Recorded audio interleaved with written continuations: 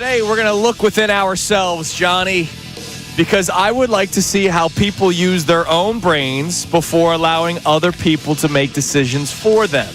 Love that. We'll get into it in a little bit. It's Kincade and Salciunas on a championship Thursday here at 97.5 The Fanatic.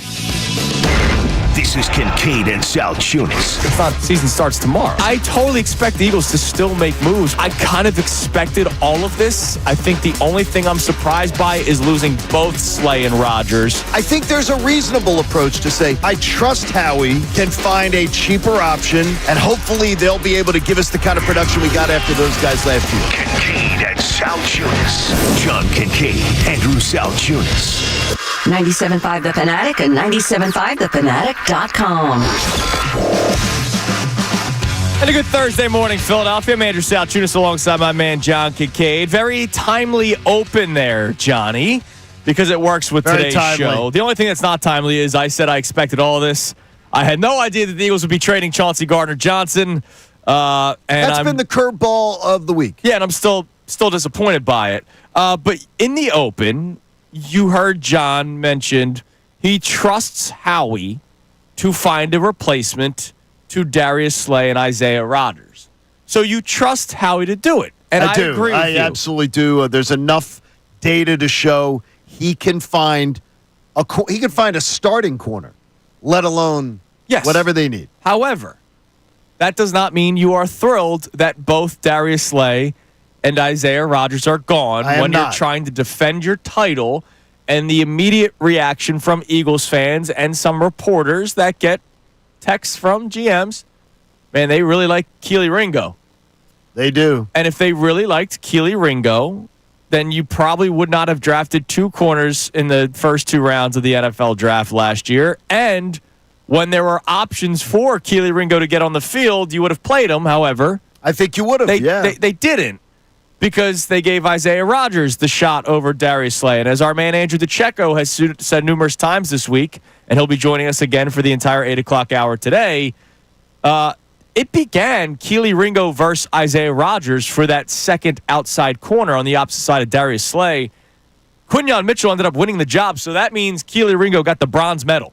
That means he finished third when it came to that outside corner spot. And if you want to also add Darius Slay to that, that means he finished fourth. That means he wasn't even at the podium when it came to the medals. He wasn't. So today, we're going to try to figure out how people handle faith in Howie Roseman, faith in Vic Fangio, because I think a lot of people believe that Vic Fangio may have told Howie Roseman yes or no to trading Chauncey Gardner-Johnson, because Vic Fangio obviously has the keys to the defense, and he could probably tell Howie whether or not he could work with or without Chauncey Gardner-Johnson. And maybe he said, hey, if you trade him, I'll be able to make this work. Move was not made without his input. Right. They consulted him on that. That doesn't mean he made the move. Correct. But there's no way that move was made without talking to Vic Fangio, coming off a Super Bowl, and seeing what the man did. Right. So how do we balance your faith in Howie, Vic Fangio? Hell, I'll throw in Jeff Stoutland, because when the Eagles acquired Kenyon Green in the trade for trading away Chauncey Gardner-Johnson, people go, oh, Jeff Stoutland can fix him. All right. How do you handle your faith in those guys with your own personal feelings? And here's why I say this. When Chauncey Gardner-Johnson first got traded, I saw an uproar on social media. People were angry. People were upset. I understood it. And your initial reaction wasn't anger. It was more, when I told you. I was shocked. Was more, are you kidding me? I was shocked. Right. Now, shocking. It has led to anger because I still don't like the move. All right. And then when I'm scrolling through social media as the day goes on, I see tweets from people that first put out, what are they doing? And like an hour later going, well, you know what? It'll be fine. In Howie, I trust, blah, blah, blah. So your immediate reaction was to be upset with the trade. Yes. Your immediate reaction was to want this person, want this player, get rid of this player. And whatever the Eagles do, there are a lot of people, and I know we used the term sheep earlier in this week, and I know that can be a harsh term, but there are some Eagles fans that will say, whatever the Eagles decide to do, I'm going to believe it's going to work. Now, for good reason. They won the Super Bowl last year. They were in one 3 seasons ago. They won the first one in franchise history, back in 2018, February 4th, 2018, a day that we will never forget. No. But you're your own person. You have your own brain, unless you're being controlled by the chips that people are putting in them nowadays. You have your own emotional feelings. Why, I ask you, and John, I would like for your input from you personally and maybe from your belief on what Eagles fans do. Why do people have their own opinion and then they quickly change it because, well, it's the Eagles, so I believe it? Because they are, well, they want, people sometimes cannot discuss a topic because they want something to happen so badly that they absolutely will ignore the reality of the situation and just say, well, I'm an Eagles fan and I want it to work out. I want it to work. There's a lot of reasons why you need to trust Howie. There's a lot of reasons why you need to doubt Howie. There are reasons to doubt him. I mean, if you look at last offseason, then it hit 2 of his top 3 open decisions where he didn't have to give up anything but cash. Right. He gave cash to 2 players that weren't on the Super Bowl. Didn't play in the Super Bowl. One got cut, one didn't dress. And to me, that is every reason why if anyone tells me they have blind faith in Howie, you're full of crap. And I bet you that I could find on anybody's timeline the people who are like, Howie season, trust in Howie. I can go back and find within a year stuff they're bitching and complaining about going, oh, man, I don't understand that move. If you have blind faith means you never question. Right. And Tyrone and I talked about this off air yesterday. I saw Ty after the show, and I'm like, I don't have blind faith even in my wife. And I love her. Yeah. But I don't have blind faith to say, if we're doing something at the house, we have something that has to be done. Let's say you're putting on a roof, and she's the one handling the project. I still ask questions. Of course. Because you're allowed to ask questions. You're allowed to question someone that you love, someone you trust, but blind faith is ridiculous. You have to trust and verify. And to me, there's every reason to believe. You're telling me about finding a quarterback? I don't sweat it at all. Finding certain other position groups, maybe I do. Yeah. Question. And look, cornerback, we've seen it. Howie Roseman's been a magician with the second and third waves of the free agent period. August periods. Picking up guys in August. Yeah. In training camp. Guys who were cut the first week of September. Right. Guys that are on the difference. trading block, and then all of a sudden, the longer it goes, the less expensive the price tag is. So Howie Roseman's backed it up, but I can still go, man, pretty disappointed that both Slay and Rodgers are gone. You can. Very disappointed that Chauncey Gardner-Johnson is on his way out. And if anyone worried about Dallas Goedert being potentially moved. And if anyone doesn't have that feeling, they're lying. They're lying. Yeah, if anybody doesn't have 5 that, key members of your defense is gone. I said it the other day before Chauncey Gardner-Johnson was gone. And I had a bunch of people go, oh, my gosh, can't believe this alarmist stuff. Welcome to Philly. And you're talking about people saying to me, trying to convince me, oh, I believe in Keely Ringo. I believe he's ready to go. Really? You do? Yeah, what makes you say that? You've never been to practice. You have no idea of what. And more importantly, when Vic Fangio had the opportunity to tell you he believed in him, he didn't. Because he would have played him. He would have said, Vic Fangio's going to play the best player at the best time. He said available. that last year when Bryce Huff wasn't getting many snaps. He straight up said, I played the best players. So Vic Fangio already told you what he thinks about some of these younger guys last year. Does that mean they're going to be bad this year? No. It just means that last year they didn't earn his faith. So how do you handle your own faith in Howie and Vic and Jeff Stoutland with your own emotions and your own brain? Because I have seen people, like I saw a tweet, I forget who it was, but it was somebody that's really big in the Eagles Twitter community, say the amount of people complaining about the Chauncey Gardner-Johnson trade has now made me love it. And I'm like, why? Well, that's just dumb. Why? That's just dumb. I saw you tweet that you didn't like it, and now all of a sudden you love it. That's stupid. Like you're turning heel because you want to be on the side of the Eagles. And Freaking John Cena. Like I don't get it. Use your own brain. I will see how the plan plays out. Absolutely. But I will tell you right away if I like something and if I don't like something. Now, speaking of liking something, there was a move the Eagles made yesterday that I did like. Someone who I eyed up on the draft I told Johnny about before the show started. And it shows that Howie considers me a football guy. Yes. Well, it also worked out for the Eagles who they selected over this player. We'll tell you the newest Eagle coming up next. It's Kincade Salciunas here on 97.5 The Fanatic. Mike Missanelli. They really like Vaughn. Look what happened. They're not going to.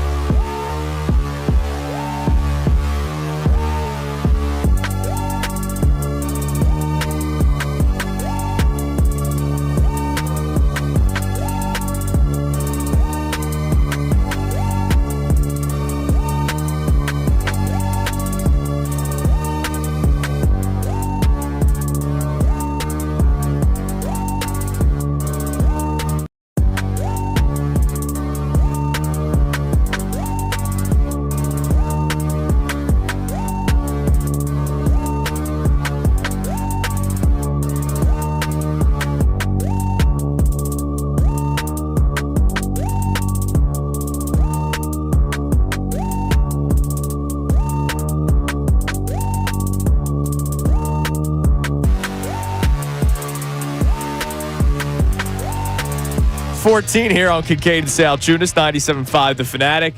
Asking the audience today, how do you handle your own faith in Howie and Vic while also using your own brain and your own emotions? I'm looking forward to getting Connor's answer on this in a little bit. But first, the Eagles did make a signing yesterday. You got a check mark on the John Kincade wish list. I did. A veteran backup running back. A better one than I thought I would get. I was surprised by it. The Eagles signed yesterday A.J. Dillon to a one-year deal. Remember, he did not play last year. He had a pretty bad neck stinger? injury. Yeah. Those stingers, man, it's unbelievable. Yeah, but I've never heard of a stinger keeping somebody out for a year. Jordan Howard. Was that a year, with though? the Eagles? It was like midway through the I season. thought he had like 3, didn't he? Like in his career. I don't remember him. I don't remember a player getting a stinger in training camp and missing Yeah, the neck year. things can be touchy, though. Here you go, Jordan Howard. I don't want to question it, Connor. Someone's neck. You know what I Jordan mean? Howard played 7 games in 2021 and then never came back, and then played 2 games with the Saints the following season. Yeah, dude, the stinger, and he was an effective run. I mean, he was a good, he was very good effective. complimentary running back to Miles Sanders. I liked it. Speaking of which, A.J. Dillon is a great complimentary back, not to Saquon. I think he's a great complimentary back to Shipley, so that when you're mixing things up, because, look, Saquon carried the ball over 400 times. He had over 400 touches last year.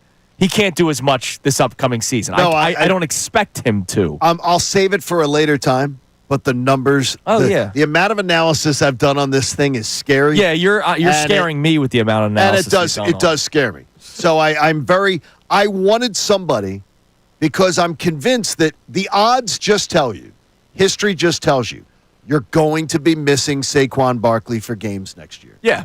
It's been overwhelming evidence to the fact you run that much one year, the next year paid price. Yeah, of course. And so it's not a knock on him. It's what it is. And so if he misses time, you have the beefy back in A.J. Dillon, and then you have the scrappy, shifty back in Will Shipley. And Scrappy, huh? Yeah. And I think it shows you that sneaky athleticism. I think it shows you our man. He's white, Connor. Andrew DeCecco. He's a great football guy, but I think it shows that Howie's going.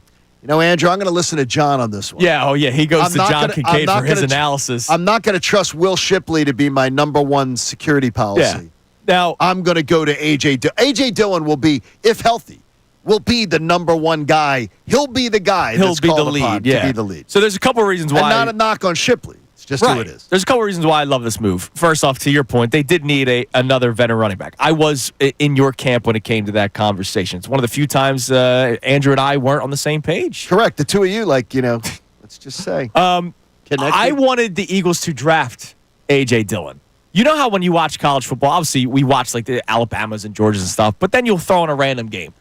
Don't know what it was. I randomly watched a Boston College game, and I was like, oh, who's this guy? And then you do your research, and because we do that for the job, right? We look at who the Eagles could target in the draft.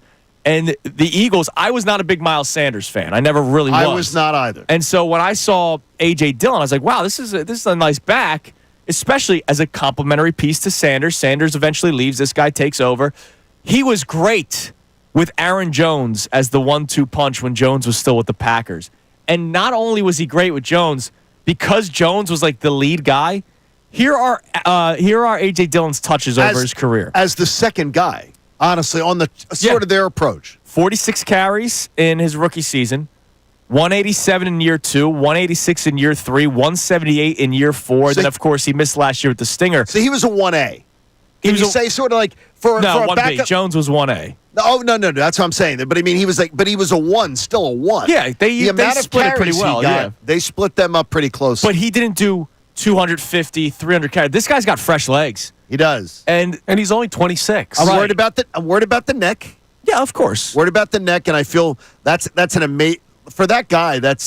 It's scary stuff when you talk about neck injury. Yeah, absolutely. But I love this. And, I'm not all fired up because of the quad father thing, which I know people are fired up about because of A.J. Dillon, Saquon Barkley, and Jalen Hurts. They got down. Maybe you should be. Because remember who the guy that we're talking about the Eagles looking at to cut salary next and where he lines up in the Eagles' favorite play. Dallas Goedert lines up behind Jalen Hurts. That's a good point. That's a good point. Wow, that's second level right Connor. there.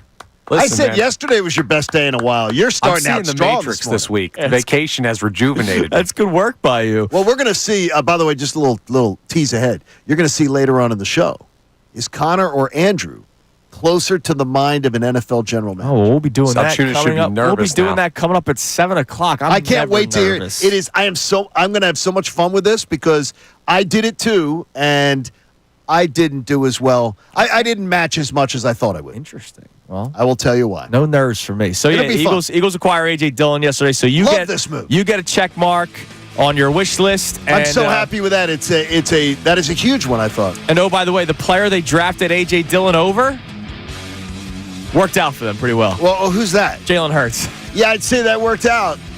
That did. I was curious. The main thing. So that night you wanted. I wanted A.J. Dillon. I was upset they drafted Jalen Hurts. And I remember there were people who were shocked that A.J. Dillon was still on the board Yep. that night at that time. And look, now I got them both. I have Jalen Hurts and A.J. Dillon on this team. Okay, I really like that. I like that thing. And Connor's thing, That's smart. that blew me away, Connor. It never crossed my mind. All right, coming up next, we'll continue this discussion about blind faith. We're going to give you some examples, as John mentioned, why you might not have or shouldn't have blind faith, despite how good the Eagles have been. We are celebrating that as well, and we'll get Connor's thoughts on this as well. How do you handle your faith in Howie and guys like Vic Fangio and your own emotions in your own brain? It's Kincade and Salciunas, 97.5 The Fanatic. Fanatic Sports Update. The Eagles add running back depth. I'm Connor Thomas, and the Birds made an addition yesterday, signing running back A.J. Dillon to a one-year deal. Dillon, 26, will now be the backup to number 26, Saquon Barkley. They also re-signed linebacker fullback Ben Van Sumeren. If you're waiting for a splash move from the Birds, well, Tim McManus joined the best show ever yesterday to talk about that not being a likely scenario. Eagles fans have come to expect Roseman to come up with a big splash. It doesn't really feel like they're in that position right now. The core players, that's the focus. Much of the star power is already on the team. So we'll keep an eye out as free agency continues for what the Birds could do next. The Sixers fell to the Raptors 118-105 last night. They'll host the Pacers tomorrow night. Flyers host the Lightning tonight at 7 p.m. That game will be live here on 97.5 The Fanatic. Don't miss Andrew DeCecco joining us again today. He'll join us for the entire 8 o'clock hour. This update is brought to you by Natural Lawn of America. Get free seeding every year. Call 800-FREE-SEED now. I'm Connor Thomas for the home of the 76ers and Flyers, 97.5 The Fanatic and 97.5thefanatic.com. Vacation?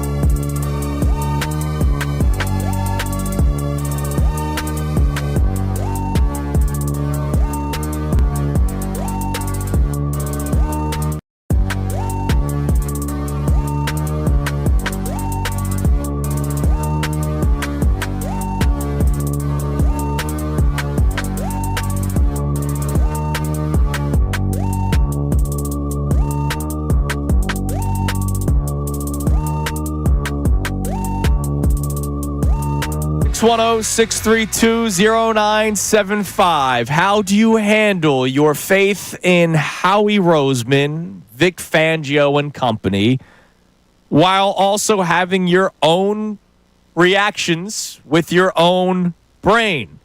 And I say that because when Chauncey Gardner-Johnson got traded, I saw the uproar on social media. And then as the hours went on, I saw it's going to be fine. He was overrated. We were talking about that with Andrew DeCecco off the air yesterday. It's something that bothers me when you have an opinion of a player. Chauncey Gardner-Johnson was the best Eagle ever last week because he went after Darius Slay. Right? People. Yes. Team people loved Team it. CJGJ. Oh, man. yeah. It was absolutely. Bleep Slay. I don't like him anyway, even though he's been, really good player. A very consistent Eagle for you for the last 5 years. He gets the beef, and everyone's Team CJ'd up, and then Chauncey Gardner-Johnson gets traded, and it's we didn't need him that much. He was overrated anyway. Like, he's not Dawkins. I saw that a million times on Twitter. It's not like he was we're acting like they trade Prime Dawkins. No, nobody's acting like that. What I'm acting like is I saw the impact that he made twice now with this team, and I saw the impact when he left, and I know that he is still a quality player. Yes, I see the warning signs of 5 teams in 5 years. Like, I see all that. Trust me. And I saw the 2023 defense under an incompetent coordinator. Right. Purring like kittens when the San Francisco 49ers literally were like walking through them, bumping shoulders. Maybe CJGJ would have been nice. No, he would have had a nice little answer for that. I can promise you that. So, Connor, I want your input on this before we start going through just a list of decisions that have been made that maybe you shouldn't just have total blind faith in, but I will also have a response to some of those. But I would like to hear Connor's input on this first. How do you handle faith in Howie and Vic and then using your own brain? Because when the trade first happened, you texted the group like you were stunned, but yesterday you were a little bit more, let's see how it plays out. Yeah, I'm that way with everything with this team because they've showed us they are a quality organization, right? Like, if there's a team that over and over and over again proved that they can create a contender, which is what the Philadelphia Eagles have done in our lifetime, not just recently, in our lifetime, they've created contenders, then I'm inclined to believe in the people who put that together. I think part of this conversation is you got to know what you don't know.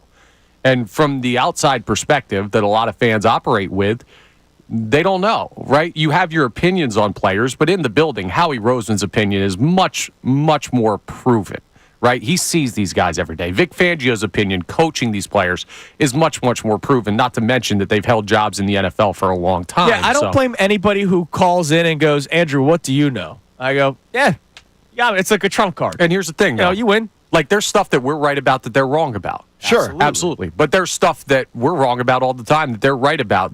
Think how many moves that they've made in your time doing this job where you've said, I hate this, and it works out well. Or not many. Vice versa. No, Bryce Huff. Yeah, I love this, and then it ends up not working at all. Like, I didn't like the Bryce Huff move.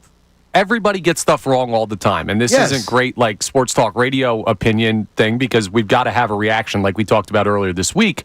But when it comes to the fan base and your trust level in Howie Roseman and Vic Fangio, I think you should be as close to blind as it gets right now because their track record says they're going to get more right than they get wrong. Okay, and so that's where I'm at. And that's a fair way to look at it.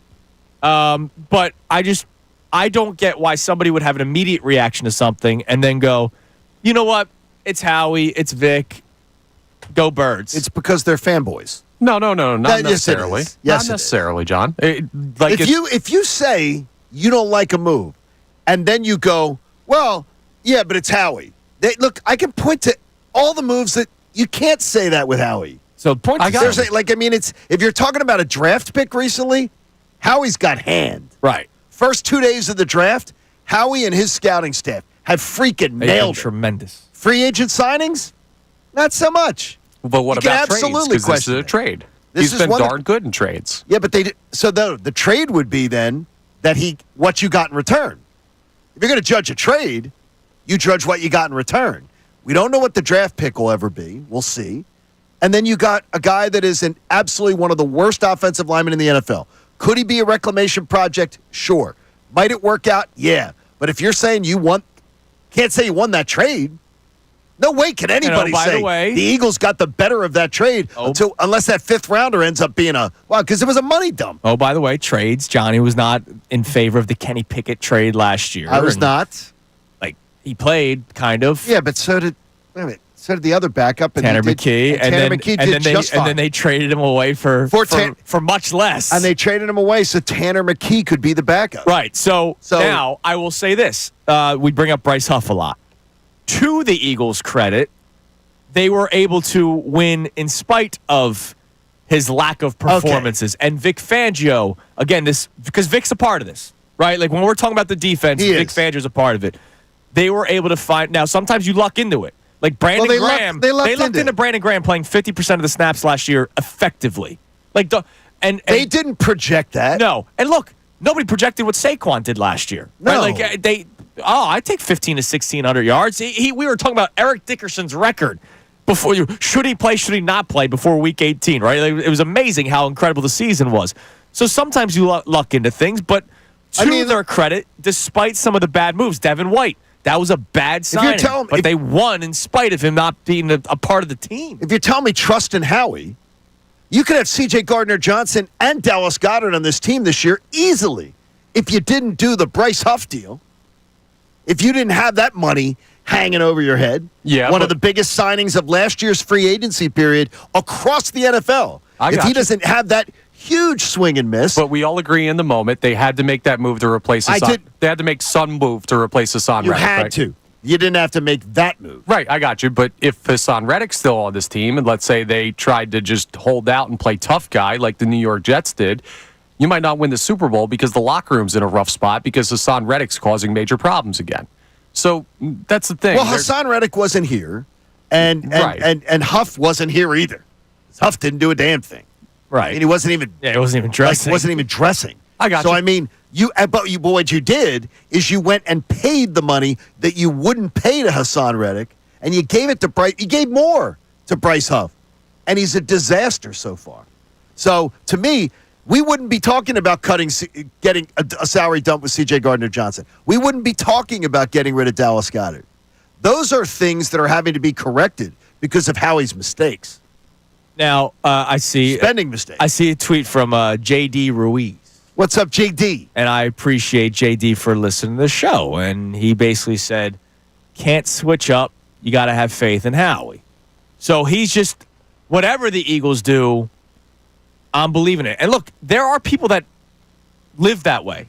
And I understand it. They've been a successful organization. So I was curious. I just wanted to read through some of his tweets. I Right? love his plan, though. Yeah. But go on. So What did he put out a tweet 2 days ago. The Eagles have drafted well. Jalix Hunt and Moro Ojomo will be seamless transitions. Oh, come on now. I do say we need another cornerback, but we'll always be great in the trenches and have been minus a season or two since Laurie has been owner. I don't know. They've only had like a couple bad seasons. Yeah. But like the Hunt and Ojomo thing. Oh, it's going to be seamless. You don't know that. Pencil in the same numbers. Look, I saw things out of Ojomo that I liked. I saw did too. things out of Jalix Hunt that I liked. But I can't sit here today and say seamless transition. They need to acquire more players. And they do. The Eagles might tell you that. I think they need to get a little older. I think they need a few veterans in the room. Who are the veterans in that locker room leading? Third-year guys? Yeah. Second-year guys? That's not how the league usually works. It would be really odd if that's the case. But like just to say it's going to be seamless, I go, all right.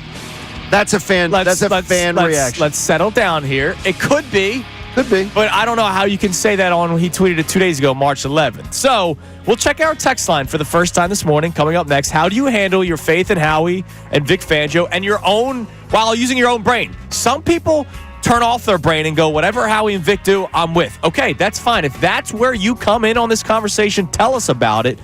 But if you had a reaction to a move that you didn't like the move, and then all of a sudden you change your opinion, and then why is that? And then you're saying have blind faith in the guy that you just questioned it yourself on your own timeline. Let's talk about the people coming up next here on 97.5 The Fanatic.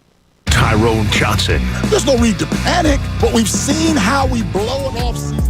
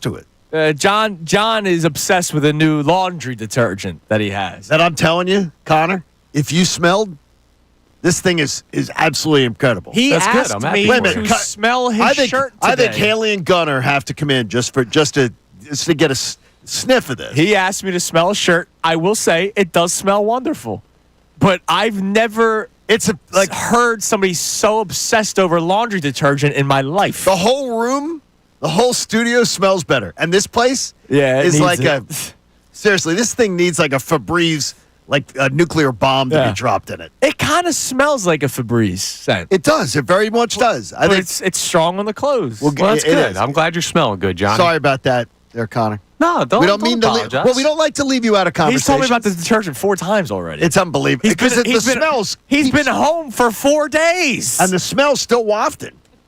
It's unbelievable. And this will be the 3rd time I've worn it. It's amazing. All right, what do we hear have on the text line so far this morning? Our question for the people: how do you handle your faith in Howie Roseman and Vic Fangio while also using your own brain? And I'm sure there are some of you that shut your brain off and just whatever the Eagles do, you rock with it. But there are also a lot of you, I saw it on social media this week, who be Waffle House upset with the decision, and then you quickly you change your opinion because you think about it, and your thought process is not always, all right, well, this is what the Eagles are trying to do. No, sometimes the thought process is literally just, well, it's Howie and it's Vic, so. Look, there's a lot of Colorulos out there. I mean, it's a big family tree that have that just ability that both sides of the issue could potentially he is related right. to the head coach. He is. It very well could be. What do we got on the text line, Connor? There are some people on the other side of where some of the fan base is who just don't like everything. Our first texter here says, that is true, too. The bias of me liking a guy like Chauncey Gardner-Johnson, I will never like this trade, and no, I will never trust Howie because while he hits on some things, he has about the same amount of misses. So I don't believe that. I don't believe that either. I saw a tweet. I think that was I was with him and then dropped off at the end. I'm glad that was our first texter. I did see a tweet yesterday on the opposite side, like that texter, who started complaining about how Howie Roseman, the whole cap wizard thing is overrated. And I understand what he means because they're clearly dealing with some money issues. Oh, no, they are. Which is why they're shedding salary. But the good thing is he's aware of that. Like the New Orleans Saints, I don't know what the hell they're doing. I don't know how they're doing it. They have no money. They are over the cap, well over the cap, and are still signing players. And it's not that great players to lucrative contracts. No. And so you could be the New Orleans Saints. We're going to talk about the 49ers later on in the show. They at least had success. The New Orleans Saints stink, right? They're bad. The only reason why they're talked about in week 16, 17, and 18 is because the rest of the division sucks. Like the Falcons have never really run away with the division the last couple of years, and same with the Bucs. We talk about the Bucs. The Bucs have run away with it. 2 years ago, they didn't. Came down to the final week. Remember the Panthers game? But they keep winning. They do keep winning it, but it comes down to the wire because nobody's winning 12, 13 games in that division. It takes 9 or 10 wins to win that division. So you could be the Saints. They've won 4 in a row, by the way. But the Bucs, they're not running away. No, they're not. You could be the Saints, who are still acquiring players, and they're in cap hell. Like they suck, and so I understand why the tweeter I saw yesterday was complaining about Howie and the cap, and that's why it's a shed salary. At least they're shedding it. Well, the one thing is that what this is clear is one of the talking points I've always hated is, oh, don't worry about it. Howie can make the money work. It'll all work. Eventually, the credit card bill comes due. And this is a year where the Eagles looked ahead to. The credit card bill comes due. But I absolutely have faith. How about this? I have blind faith that he can find a way to fix it. Correct. That's what I have blind faith in. I'll have blind faith he can fix this thing and figure out how to get us back on track. But there has to be a little bit of a reset. Yeah, I mean, the Eagles, 4 years ago, were in a terrible spot with the cap. The Carson Wentz contract, and it wasn't working out. Like, they were in a they were in a very, very bad spot. That's when the whole fire Howie stuff really started. The drafting was bad. The cap situation was horrible. Like, something that you don't want to be, they were all of it. And bad cap, bad drafts, bad signings, bad trades, bad everything. And a lot of the people who are now trusting Howie, blind faith in Howie, are the same people I could go back in their timeline that were saying fire Howie. Right. Exactly. It's bottom line. That's why the blind faith thing is nonsense. Well, he's had like a 4-year stretch where he's kind of proven it, right? And well, they were calling for him to be fired in 21. The thing is, if he has one bad offseason, exactly. How quickly do people go back? Here's my question about the whole fixing something, because I don't know if that's what's happening right now. Do you count it as fixing a cap situation if this was always the plan? No, they're fixing it. Well, unless this was part of the plan that they went through. This? They're reorganized. Yeah. They're just moving a little money around. Because they do have to prepare for Jalen Carter and all that. They're doing more than moving money around. And I think that Connor is what they're doing is they're trying to say, what Andrew just alluded to, they've got to worry about the future and locking down the young talent that they've hit on. They have to make sure that the books are going to be good for 28, 29, and 30. Yeah, so they're reorganizing. So now they're starting to do it. With 20 draft picks the next 2 years, that's what right now they're going to have with if they don't sign any big money free agent. Yeah, when Schefter said that to us yesterday, I was like, whoa. 20 draft picks with 14 of them or 15 of them in the first 5 rounds. That's absurd. That is unbelievable. Now, they won't use all 20. No, they're going to use it to move around. Yeah. And I wouldn't be surprised if a couple of those picks are used for this year to move around. Yeah, absolutely. You know that they use them on draft night. 4 or 5 fifth-rounders now. 4 fifth-rounders. Your fourth was the Chauncey Gardner-Johnson trade when you got the fifth round. And they had the Kenny Pickett one was another one. Yeah, so you'll be able to move up. You can move. Now, it doesn't allow you a ton of flexibility to move in the first round. It's going to maybe move you 2. I was checking the Sumer Sports yesterday. Move up in the fourth somewhere. Maybe 2 in the first round. Maybe 2. Maybe like 5, 6 in the second round. Mm-hmm. Maybe like 10 in the third round. Right. 12 in the third round. You flip picks with somebody. Yeah. And you do it. So it gives you more flexibility, but more in the middle rounds. Right. Absolutely. To move around. All right, what else we got? Give us one more text. All right, we also have a check-in here. No name on this one, but they say, yeah, I'd rather hate everything the Eagles do. Sounds like such a fun way to watch my entertaining sports team. Obviously using some sarcasm. Yeah, there. I understand that. I don't hate everything that they did. I don't. I don't hate everything at all. It's like that's where someone goes see that guy. See that guy is using a tone and a sarcasm. So then I will say, oh. Like, if you want to use a tone with me, I'll use a tone right back. Oh, you know what? Then you're right. I'm just going to be a sheep and love everything that they do. And you know what? Bryce Huff was a great signing. Yeah. And so was Devin White. It was a great signing. Yeah, like, come on. You want to use a tone with me? I'll tone right back. That's what they always teach, right? An eye for an eye. Come on, man. Hey, tone gets me in a lot of trouble at home. I'm just saying, like, I'd rather hate. You're right. I want to hate everything. You know what? I don't want to love everything. No. I want to love everything. I want to be objective. I wouldn't be married to my wife right now if I fell in love with the first girl I ever met. She was a little loose. I have something on that, by the way. Not your wife, but I have something on that we've been talking about with the backup players that may be forced into a role that I think you guys might be missing on. Okay. Good. Well, coming up next, we'll reset the show. We'll hear that. Also, Johnny, you're working today? Yeah, I'm working today. Connor and Andrew are going to go through a process I went through yesterday. How much do they match what the NFL scouts think about the Eagles' talent? The John Kincade tease. Find out next. Kincade Salciunas, 97.5 The Fanatic. Fanatic Sports Update. Eagles signed Dillon. I'm Connor Thomas, and the Birds made an addition yesterday to the running back group, signing running back A.J. Dillon to a 1-year deal. Dillon will now be the backup to Saquon Barkley, replacing Kenny Gainwell, who went to the Pittsburgh Steelers in free agency. They also made a move re-signing linebacker and fullback Ben Van Sumeren. But if you're waiting for that splash move that Howie Roseman has become known for, well, Tim McManus of ESPN joined the best show ever yesterday to talk about how this may not be the offseason for it. Eagles fans have come to expect Roseman to come up with a big splash. It doesn't really feel like they're in that position right now. The core players, that's the focus. Much of the star power is already on the team. And yet, Howie Roseman has been known to surprise, so we'll keep an eye out as free agency continues. The Sixers fell to the Raptors 118-105 last night. They're going to host the Indiana Pacers tomorrow night. The Flyers host the Tampa Bay Lightning tonight at 7 p.m. You can hear that game live here on 97.5 The Fanatic. Andrew DeCecco will join us for the entire 8 o'clock hour. This update's brought to you by the Electrical Workers Local 269 and the Electrical Training Alliance. The International Brotherhood of Electrical Workers Local 269 will be accepting applications starting January 1st until March 31st at IBEW269.com. I'm Connor Thomas for the home of the 76ers and Flyers, 97.5 The Fanatic and 97.5thefanatic.com.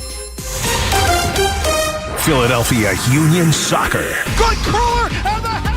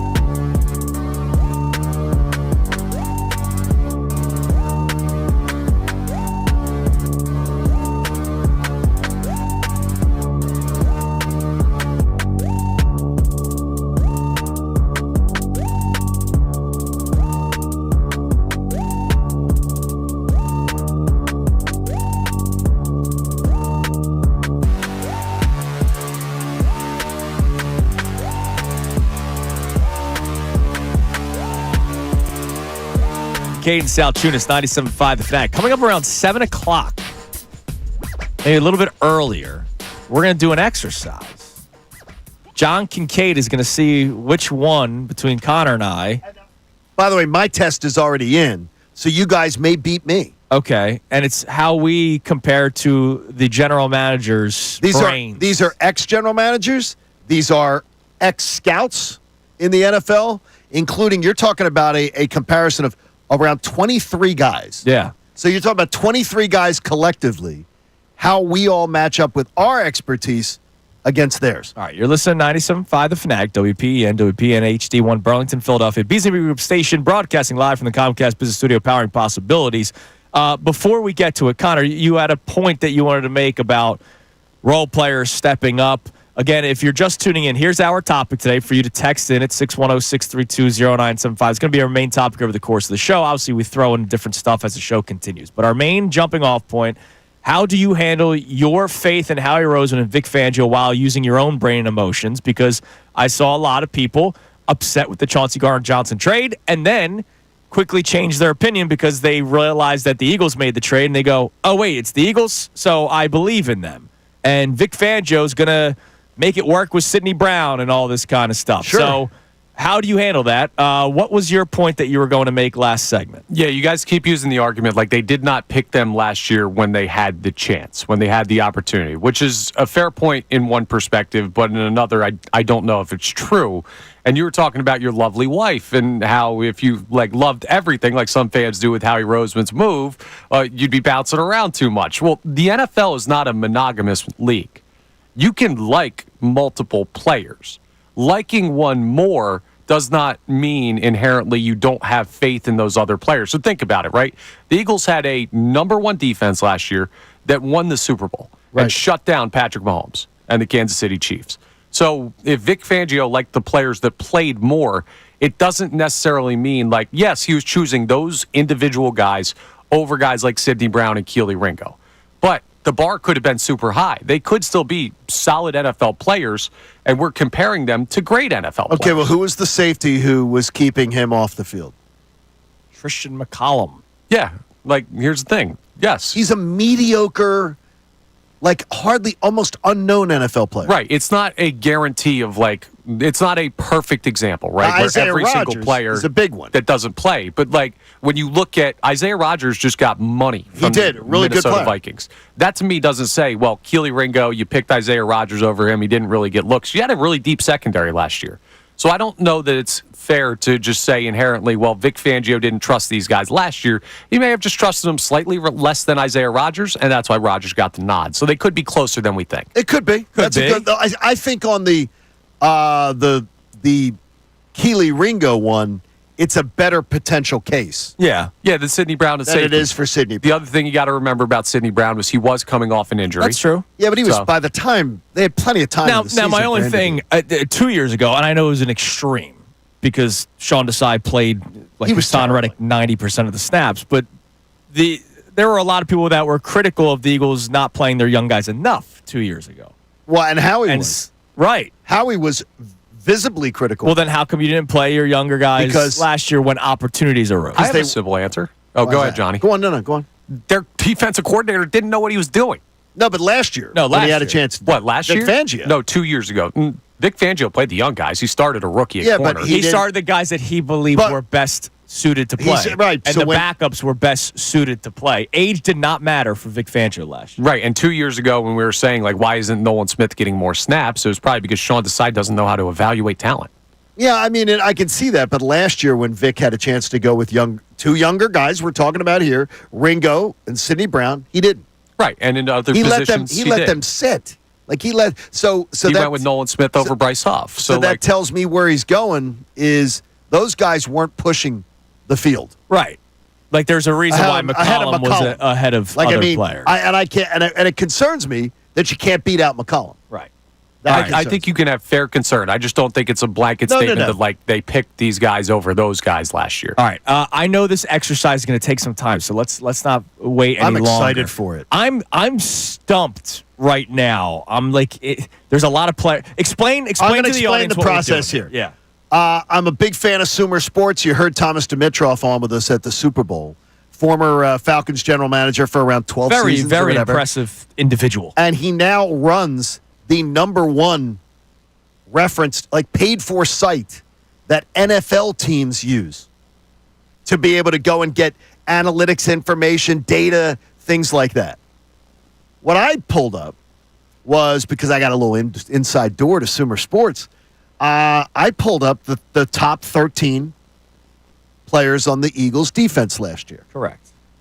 And what I'm asking you guys to do is the same exercise I did yesterday before I taught class. I want you to put a number next to the players that I'm going to list for you. And for if you're listening in your car, you can figure out what I'm talking about. Milton Williams, Jordan Davis, Jalen Carter, Zach Bond, Oren Burks, N'Kobe Dean, Nolan Smith, Josh Sweat, Slay, Mitchell, DeJean, Blankenship, C.J. Gardner-Johnson. You are to value their 2024 seasons were evaluated. Then age is a consideration as far as ranking. So if players are close, they may get knocked down because of their age. I want you to put numbers next to players on the Eagles defense. And when you give me the number, I will tell you if you match what the scouts say. I got 6 of the numbers correct. Now, so going into it, I got 6 of the numbers exactly, so I got 7 wrong, where I wasn't able to match what the scouts' evaluation. By the way, you're talking around 30-some guys, roughly, who were employed in the NFL as scouts. Right. That now do this for a living. So what's amazing to me is, I had the top 3 pretty easy, and then the bottom one pretty easy, and then it's everyone was impressive last year. This is what makes the exercise hard, because there was not a weakest link. Okay, well then here's we go. Then if you're telling me you know your Connor, do you have your last guy? Yeah, I do. Andrew, do you have your last guy? Oren Burks at 13. I also have Oren Burks at 13. You guys are both correct, which I was not. Interesting. I was not. So you guys both get a circle there. Right. I believe your first player. Jalen Carter. Yes. You guys both get a circle for that one. So circle it or put a star next to it that you got those 2 right. You got the first and the last right. That's damn good. Now, where do you go from here? All right, I went to take age into consideration, but their performance last year as by 30-some. That's NFL why people. I put Quinyon Mitchell at number 2. I also have Mitchell at 2. You are incorrect. Okay. Right. Who is at number 2? Because then I can figure out where else. And I go. bet you that your number 3s are the number 2 correct. Wow, ones. Cooper DeJean was 2? Zach Bond. No, Zach Bond. I had Cooper DeJean as 3. Okay, well then you're going to be wrong on that one. Zach Bond came out at 2. Where did Mitchell come in? 3. Oh, so I'm very close. You were really close. That's extra credit. Zach Bond and Quinyon Mitchell. And I think from reading the evaluation, Quinyon Mitchell, because he didn't have as many opportunities, to impact plays because they weren't throwing at him. Right. Okay, so you've gotten past 3. Tell me your 4. I put Milton Williams at 4. Where'd you put Milton Williams? I had Milton Williams. Who'd you have at 4? Nolan Smith at 4. Okay. No, that's not 4. 4, Cooper DeJean. Yeah, I had him at 3. So you had him at 3. So just like Andrew, you were only 1 off. Now, I put him at 6 because the first 4 weeks he missed the season. But so I was wondering if that would diminish. Okay, who do you have at 5? Nolan Smith. Nolan Smith is 5. All right. Give Andrew a circle on that. I got 3 stars. You got 3 stars at the moment. All right, where was Milton Williams at? Well, we're going to get to Milton. Slow down. All right, where are you going for number 6? Who do you have? Connor, your 5 was. I put DeJean at 6. Okay, so you had DeJean at 6. That is incorrect. I have Jordan Davis. Jordan Davis is not. Okay. This is where I sort of got screwed up too. I got 6 correct. Who's you at? Reed Blankenship.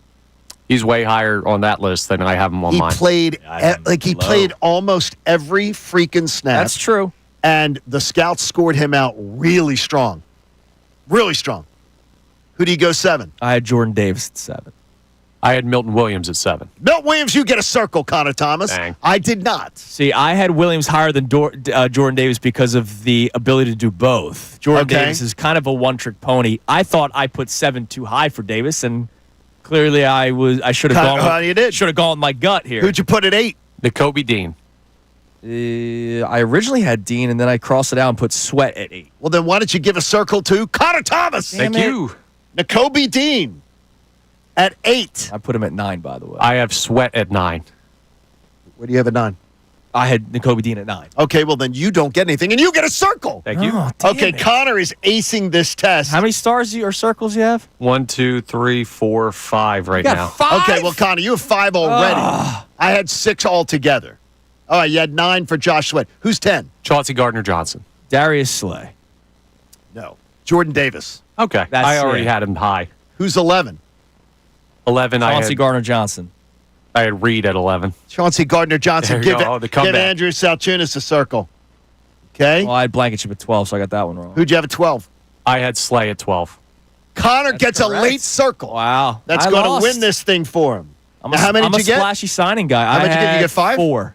You got 4. I got 6. I also had 6. I thought you had 7. Oh, I was wrong. I had Okay, 4 you're good. stars and 3 where I was Okay, one that off. tells you where a panel of scouts, a large grouping of guys who worked in the NFL forever, that do this for a living, and some young, Big Bang Theory guys about the NFL. This is how they judge the talent. I got to tell you, I was floored with Jordan Davis at 10. I'm not.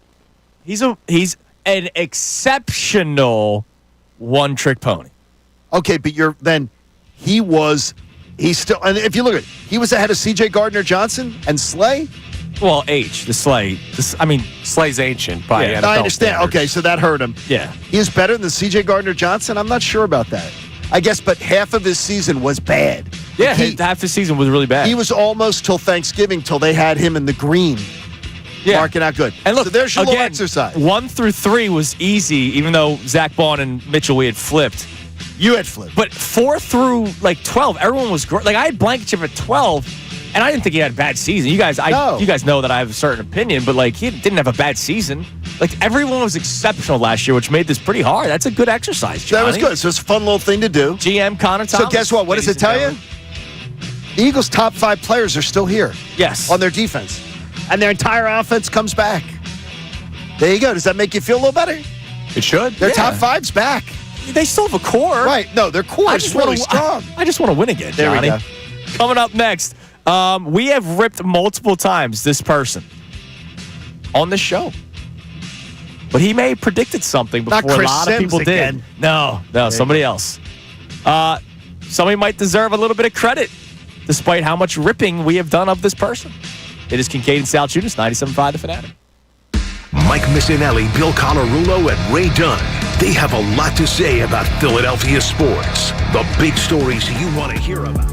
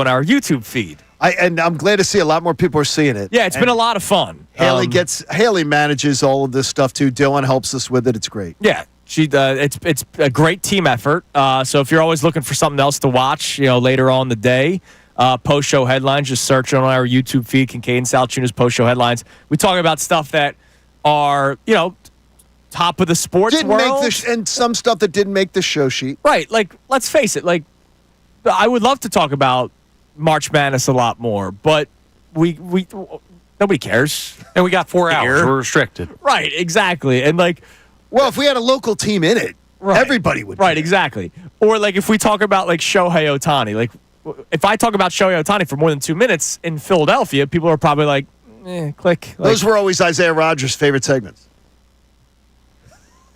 That still counts, John. It does still count. So yesterday, Johnny asked me if I believed I could be a general manager in sports, if I had the right team of people around me. Like, you had a money guy, because look, I'm not good with my own finances, let alone a roster of other people. And there was one sport that I said I could probably do it because it's more so evaluating talent, and it's baseball. Connor, do you believe? Because I even quoted you on post-show headlines yesterday. He did. You've said this numerous times that we have found out that not all GMs are geniuses, and some of them might actually be dumb. Yeah, I don't think I could. I don't, because I'm not well-rounded enough in the way the sports operate. The actual day-to-day operations would cook me. And as much as we focus... But you have people like that, remember. That was the assumption in our conversation. I don't even know enough about it to know who the people I should listen to on that are. Contracts, I'm not a numbers guy remotely. Contracts would be a major issue for me. Can I evaluate talent? I like to think so. But also, my talent evaluation, I'm a vibes guy. So I'm going off of feel. I'm going off of eye tests. And you need to have more to back that up to make these multi-million-dollar moves. I would not want that job. I'm way better at critiquing what the GM does. Would you take the job as Andrew Salciunas' assistant general manager? Absolutely. You'll be my Sam Fold. I got you. All right. Baseball would be the easiest one. Can I be your Preston Mattingly? I want to be get some nepotism in there. Yes, yeah, you could be Donnie Baseball's son. All right, so there is a person that we have ripped on the show a couple of times. What did Chris Sims say now? No, not Chris Sims. What did what's it, the Pirates of Penzance? Nick Wright? No, Nick not Wright. Nick What did Wright. he do? No, Joe Banner. Okay, well, Joe deserves ripping. Well, Joe's just angry at irrelevance. Come on, he had total relevance, and he got away from it. Well, right before the Super Bowl, remember, he patted himself on the back with Andy. And not trying and to say anything, but... But he tweeted this out on March 10th. So this was Monday or Tuesday? Okay. Monday? Yeah, Monday. He put out a tweet, not a criticism. They won the Super Bowl. But the Eagles' cap situation is more challenging than it has been in a long time. They re-signed the player they cared most about. This was when they got Zach Bond. The Barkley happened, and then Zach Bond was the player they wanted to re-sign. And we always hear about the cap really not being an issue with the Eagles. Joe Banner clearly saw something that the Eagles have a challenging cap situation It's right challenging. now. And it's not just here and now. It's also down the road, right? The Jalen Carters, the Nolan Smiths, Cooper DeJean, Quinyon Mitchell, Reed Blankenship, all the guys that you're about to re-up in the next year or two. But also a lot of money that's on the books right now. You're paying Jalen Hurts and AJ and Devontae and 4/5 of your offensive line to very big money. I mean, Landon Dickerson for a season was the highest paid left guard in the NFL. Jalen Hurts making a ton of money. A.J. Brown, Devontae Smith making a ton of money. But we kind of just kept on writing it off. Like, well, Howie will figure it out. Well, that's what people say. The money doesn't matter. Howie's got it. We are seeing so far this offseason, not retaining players. And I understand some of them. Milton Williams, I'm not paying $100 million to, with all due respect. I love that. Yeah. Let him go. But you're also seeing players being released, players being traded away, and we're still waiting to see what happens with Dallas Goedert at some point.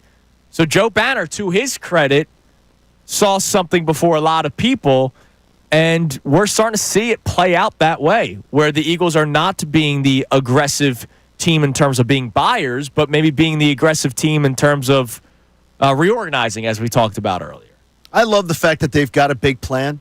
And with 20 draft picks in the next 2 drafts after this one, it tells me that the Eagles have a plan to restock the shelves with younger, affordable talent. And if you have 20 picks in 2 years, you only have to hit on like 5 or 6 of those guys. Yeah, I don't get the feel that this situation caught the Eagles off guard. And a lot of their peers get caught off guard a lot by stuff like this. So it's not the best case scenario, but with how he prepared for it, I'll trust him. Well, later on this hour, our 740 segment, speaking of their peers, the San Francisco 49ers may be caught a little off guard.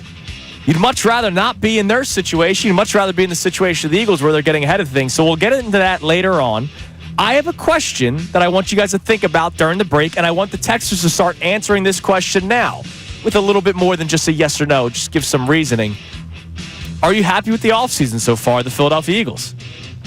Answer that question. And I just saw a tweet from a listener of ours that is sheepish. Well, we've got the shears right over here. I get what he's trying to say. It's a little sheepish. I'll read that to you next. Kincade Salciunas, 97.5 The Fanatic. Fanatic Sports Update. Birds bring in a running back. I'm Connor Thomas, and the Birds made an addition yesterday, signing running back A.J. Dillon to a one-year deal. Dillon, 26 years old, will now be the backup to Saquon Barkley. A bit of a short ground game threat there, so that's good to add. And they also re-signed linebacker/fullback Ben Van Sumeren. You might be waiting for a splash move like Howie Rose has become known for, but Tim McManus of ESPN joined the best show ever yesterday and talked about that not being the top of mind for this offseason. Eagles fans have come to expect Roseman to come up with a big splash. It doesn't really feel like they're in that position right now. The core players, that's the focus. Much of the star power is already on the team. So we'll keep an eye out what the Eagles can do as free agency continues. The Sixers fell to the Raptors 118-105 last night. They'll host the Pacers tomorrow night. Flyers host the Lightning tonight at 7 p.m. That game will be live here on The Fanatic. Andrew DeCecco will join us for the entire 8 o'clock hour. This update's brought to you by Mercedes-Benz. That feeling of owning your first Mercedes-Benz is hard to believe, but it's real. From the leather stitching to the iconic design, every element of a Mercedes lives up to its reputation. See for yourself at your local dealer. I'm Connor Thomas for the home of the 76ers and Flyers, 97.5 The Fanatic and 97.5thefanatic.com. Philadelphia Sports.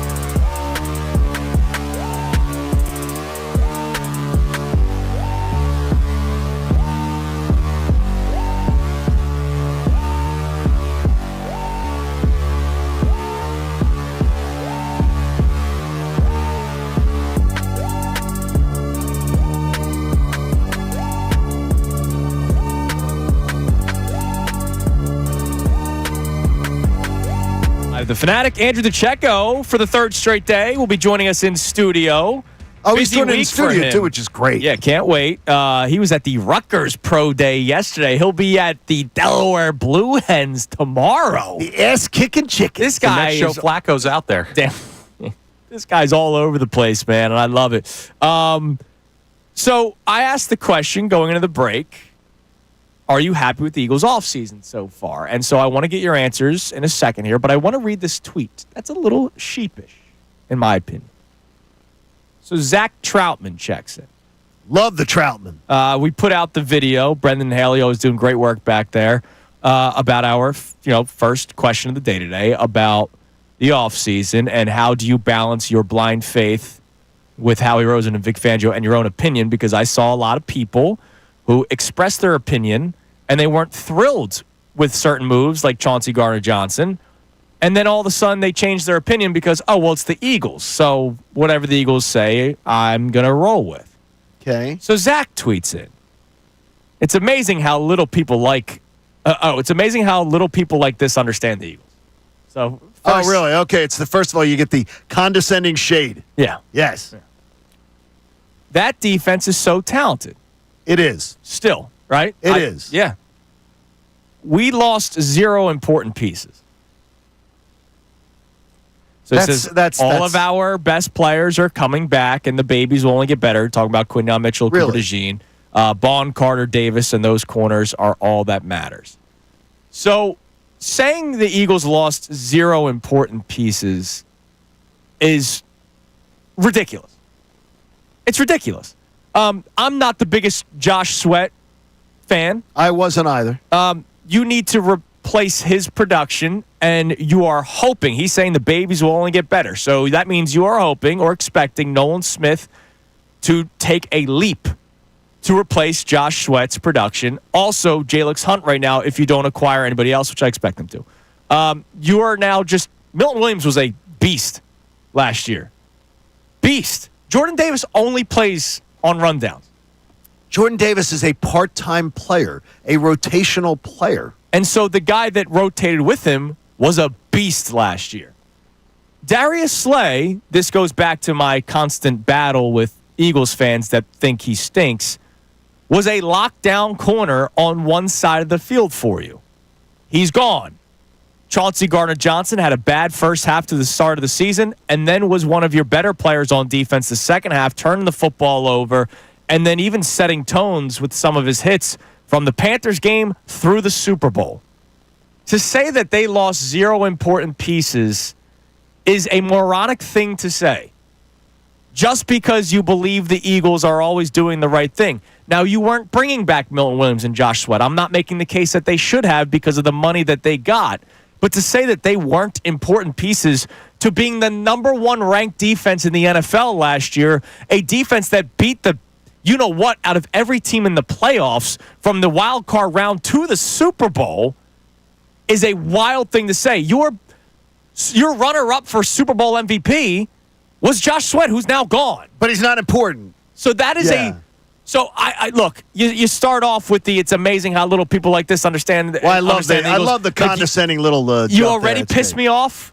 We had the tone earlier from the texter. Like, you're already pissing me off. So I'm gonna battle you a little bit harder here than I would probably other people, because you're coming with a certain attitude that I don't like. To say that they lost 0 important pieces from last season's number 1 ranked defense is a moronic thing to say. I agree with you that key guys are back. Legitimate key guys are back. Guys that you're going to build the defense around. So, yes, I still feel confident in the defense. I literally said two days ago, and I get it, you can't listen every single second of the show, that they're probably going to go from the number 1 ranked defense to maybe 7, which is still top 10, which is still good enough to win a damn Super Bowl. I think they're going to push for top 10. I think it's going to be like 8 to 10. Yeah, fine. But the thing is, that's fine. We're not saying it's gloom and doom. But to just, when someone takes first off, when someone comes with it's amazing these people even talk about the Eagles with my expertise. Yeah, your expertise. No, it's the idea. Don't do that. Just like, look, it's amazing. None of us saw last year coming. And that's where there should be some great hope. But to just say that they didn't lose any important pieces, I'm going to tell you that's dumb. Yeah, that's not dumb. sheepish. That's just that is. No, Because he wants to believe everything's fine. well, Everything's okay here. that's not just because the Eagles did it. The guy's just wrong. I don't know why he's wrong, but I don't want to say it's just because he trusts Howie Roseman too much. I think he's just incorrect. So I don't know if he's saying that because, Howie can do no wrong. He may just be wrong in his evaluation of the players that left.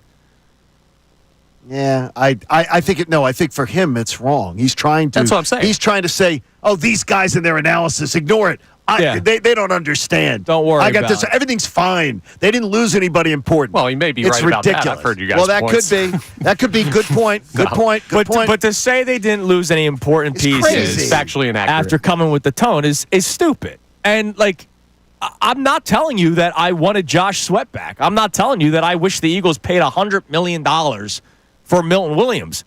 But those two guys were, maybe two of your top four best players in the Super Bowl. Yes. Think about it. Josh Sweat was runner-up for MVP. Milton Williams was in Patrick Mahomes' face all game long. We all Part of that because, and people are discounting him too much, because of the Jalen Carter factor. No, absolutely. I mean, Jalen Carter causes a lot of the freedom for Milton Williams, but I think it's discrediting Milton Williams to be like, well, it was all Jalen Carter. That's nonsense. Yeah. No, He still did a damn good job. Was a damn stud in that Super Bowl and all season long. And Colarulo saw that coming. Billy the C saw that coming, and I'm proud of his expertise there. 0 important players lost. Every time the Eagles lose a player, I bet you he believes they're not important. And every time they gain a player, I bet it's a great move. And Connor, to me, that's sheep. That's a sheepish. That's a sheepish. No, it's a sheepish response because you're just blindly. Yeah, that's right. So he probably thought the Bryce Huff signing, awesome. That was great. Devin White. Everybody's given up on him in the NFL, but the Eagles. It's great. No, you can't be that way. You have to an evaluation eye. And by the way, I didn't like either of the moves. Right. And so I ended up, last summer, I could have tweeted him and gone, dude, I told you. Told you, didn't like him. Now, I did not have an answer for the where they should have gone other than Bryce Huff as far as, because I don't know who's available by trade or otherwise. But I did not want that contract given to Bryce Huff. But it was crazy. All right. Answer the other question. How are you feeling about the offseason so far? I feel pretty good. Me too. Except for the CJ thing. Well, but here's what I like. Our new buddy Dan White and Associates, here on the station. I am someone who meticulously plans for the future. Right. So for me, I believe this offseason is Howie Roseman sitting down with Dan White and Associates and going, okay, what bills am I going to have in a few years and how am I going to pay them and what do I need to do? And he's making the corrections now to his behaviors so he's ready for it. To have 20 draft picks in 2 drafts is absurd. And the amount of high draft picks they have is crazy. I think that's what this correction's about. And I literally will shake the pom-poms for that. Right. Because I love that. Someone who plans ahead, someone who thinks, I love that. Yeah, I mean, I don't like the Chauncey Gardner-Johnson thing. I've been very honest about that. Because it didn't save them money this year. But here's the deal. What else would you want them to have done so far? To keep Chauncey Gardner-Johnson. That's it. Guess that's the only thing. No. Pay Oren Burks. Oren Burks 2 for $5. Win the bidding war for Isaiah Rodgers. Some people would have liked to see him do that. I wouldn't have done that. Yeah, but I wouldn't have gotten a bidding war for Isaiah Rodgers. Right. If somebody argues that, I'm not calling him crazy. Like, what was the over-under on that contract? Right. See, I wouldn't say I'm happy with the offseason so far, but I'm content with the offseason so far. I think it's hard to be happy when the offseason naturally was going to be a lot of players you like leaving. But you're content. I'm content with what they've done. And so all 3 of us are content. We can say that. I just with the offseason. The only thing is the Chauncey Gardner-Johnson. Yes. But I wish we had that one back for $211,000. All right, coming up next. Of savings. I told you that we would get into this in this upcoming segment. You could be the San Francisco 49ers. They're in a world of trouble. We'll talk about one of the biggest contenders that the Eagles have dealt with over the last couple of years. Still a contender, right? Maybe not. Maybe not. Yeah, they got Mac Jones. I saw a ESPN analyst saying that they should trade one of their better players. Kincade Salciunas here on 97.5 The Fanatic. Tyrone Johnson, Ricky Vitalico, and Silvana Kelleher.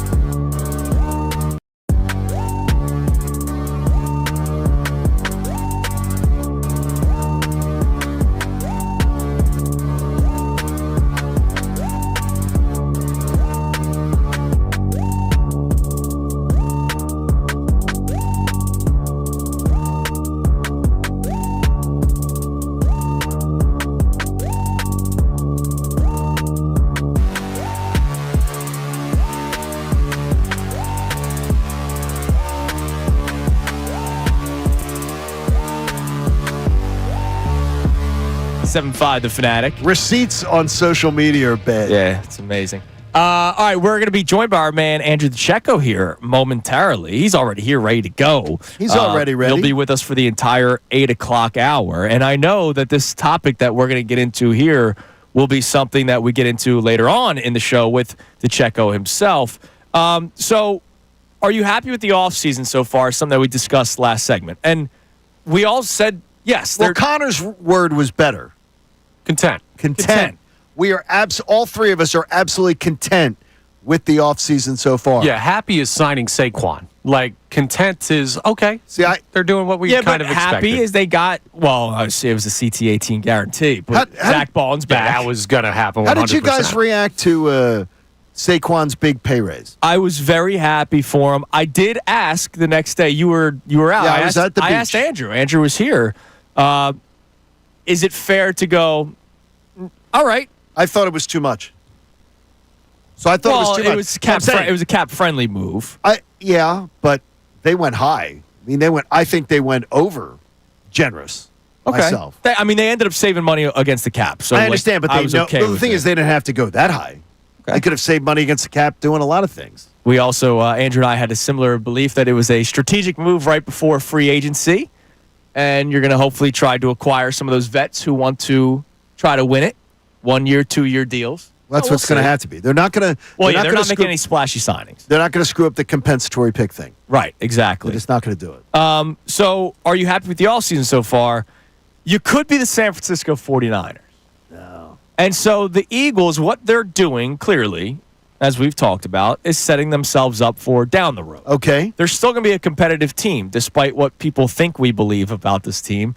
By some of the texts and some of the tweets, you would think that we were saying the Eagles would win 7 games next year. That's not going to be the case. There will be a dip, probably defensively, because you lost important pieces despite There's what going to be a dip believe. in the one-loss record. Yeah. Just with the schedule alone. Yeah. There's going to be a dip. And 12 wins I think still 12 win wins you the would be, division. and 12 wins would be great. Yeah. I think 11 could win this division, potentially. 12 might win the conference. Connor, you're not wrong. Could with that NFC North, they're going to beat the hell out of each other. They're going to beat the hell out of each other. Right? So the Eagles are preparing for down the road as well, while also still trying to win. The San Francisco 49ers went all in the last couple of years. Remember the trade for Christian McCaffrey. Oh, yeah. We know the contracts for Debo and everybody McCaffrey. on defense. Mm-hmm. And so yesterday, I saw Ryan Clark on ESPN saying that the 49ers should trade Christian McCaffrey.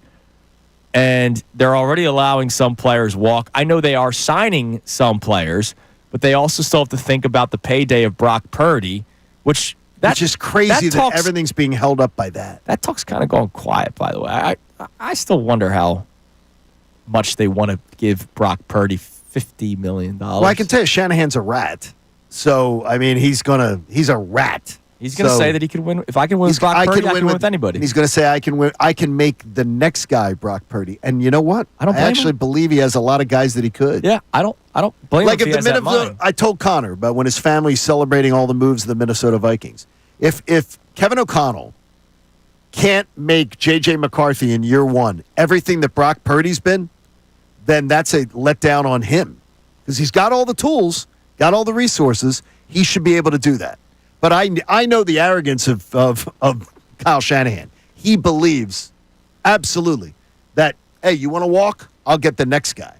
I was shocked. I thought they were going to potentially go after Sam Darnold, but the money got to be too much. I thought they were going to go after him.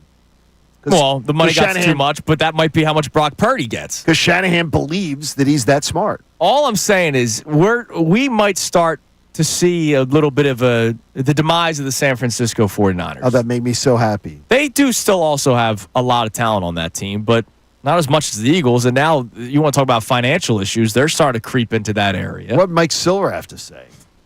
He's going to be so upset. He might be in tears. He's going to be so upset. His little 49er, he has a 49er banner over his bed.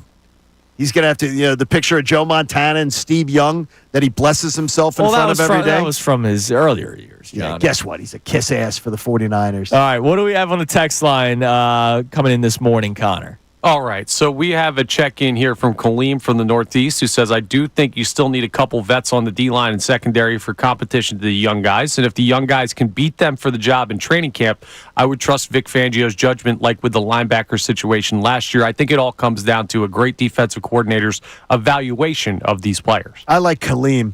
Yeah. I like that we have listeners like Kaleem. Look, that's smart analysis you have to hear. That is. But here's the deal. All this could be true. You got to see it play out first. Like, that's why I can't just go, it's going to be fine. Right. What if it's not? It might not be fine, folks. But guess what? It's not going to plummet into the toilet. No. But it might not be fine. It might be a struggle bus for quite a while. Remember, Nolan Smith was a non-factor a year and a half into his pro career. Chauncey Gardner-Johnson was crap until like Thanksgiving. So, I mean, not everything works for the players that you think are going to work. Right. Yeah, but this is the Eagles. Here's the thing, right? We're all in between vacation here on this show. The Philadelphia Eagles offseason is vacation for Philadelphia fans. Okay. The Phillies didn't do anything. The other two organizations in town, if you want to lean more towards everything's not going to be fine when they make a move, track record would probably show you that over the last couple of years. So with the Eagles, I don't blame fans who want to look at this and just say, well, most stuff works out, so this is the team I don't want to worry about. Like, if there's a team in the city to assume things will work out for the better on, It is the Eagles. Well, Bryce Harper wanted Bryce Huff. And I don't know if you heard that. Like, he called Howie. Oh, we need more Bryces. He said, I wanted him on the team.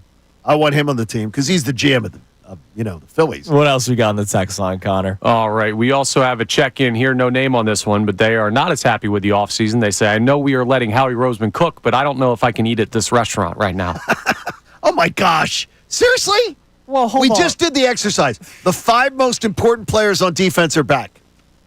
Their best players, as Sumer Sports ranks out who their best defensive players are. The 5 best are back.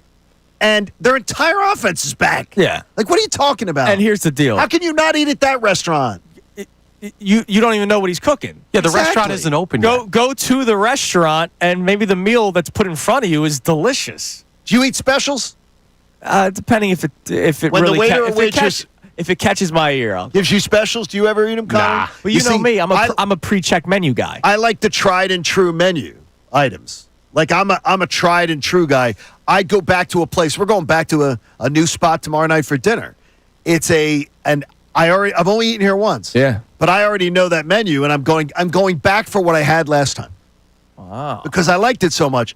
Now, I may broaden my horizons, but I like a tried and true menu. And I would say Howie's restaurant has a pretty good record of being a tried and true restaurant. Yeah, exactly. You can enjoy. You're not always going to have a great meal. And as Connor, But you're always going to feel like you're getting your money's worth and you're satisfied. But Connor's right. The restaurant's not even open right now. He's putting the menu together, and the Yeah. restaurant opens in September. we can't say No, like, he's doing I one of can't those- eat at the restaurant. No, he's doing one of those restaurant when they redo the menu Yeah, at your exactly. favorite spot. I don't like that when they do that, by the way.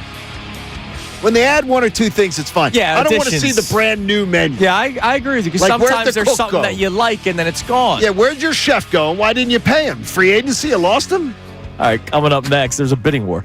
Coming up next, our man Andrew DeCecco joins us for the entire hour. Curious to get his thoughts on the tweet about the Eagles losing no important pieces. None. We'll get into that coming up next. Also, a lot more about this offseason. We're going to step away from the Eagles at some point and talk about the NFL in general and Mr. Rogers. Mr. Rogers' neighborhood. Kincade Salciunas, 97.5 The Fanatic. Fanatic Sports Update. Saquon's new backup. I'm Connor Thomas, and the Eagles added to the running back room yesterday, signing A.J. Dillon to a 1-year deal. Dillon will now be the backup to Saquon Barkley. They also re-signed linebacker and fullback Ben Van Sumeren.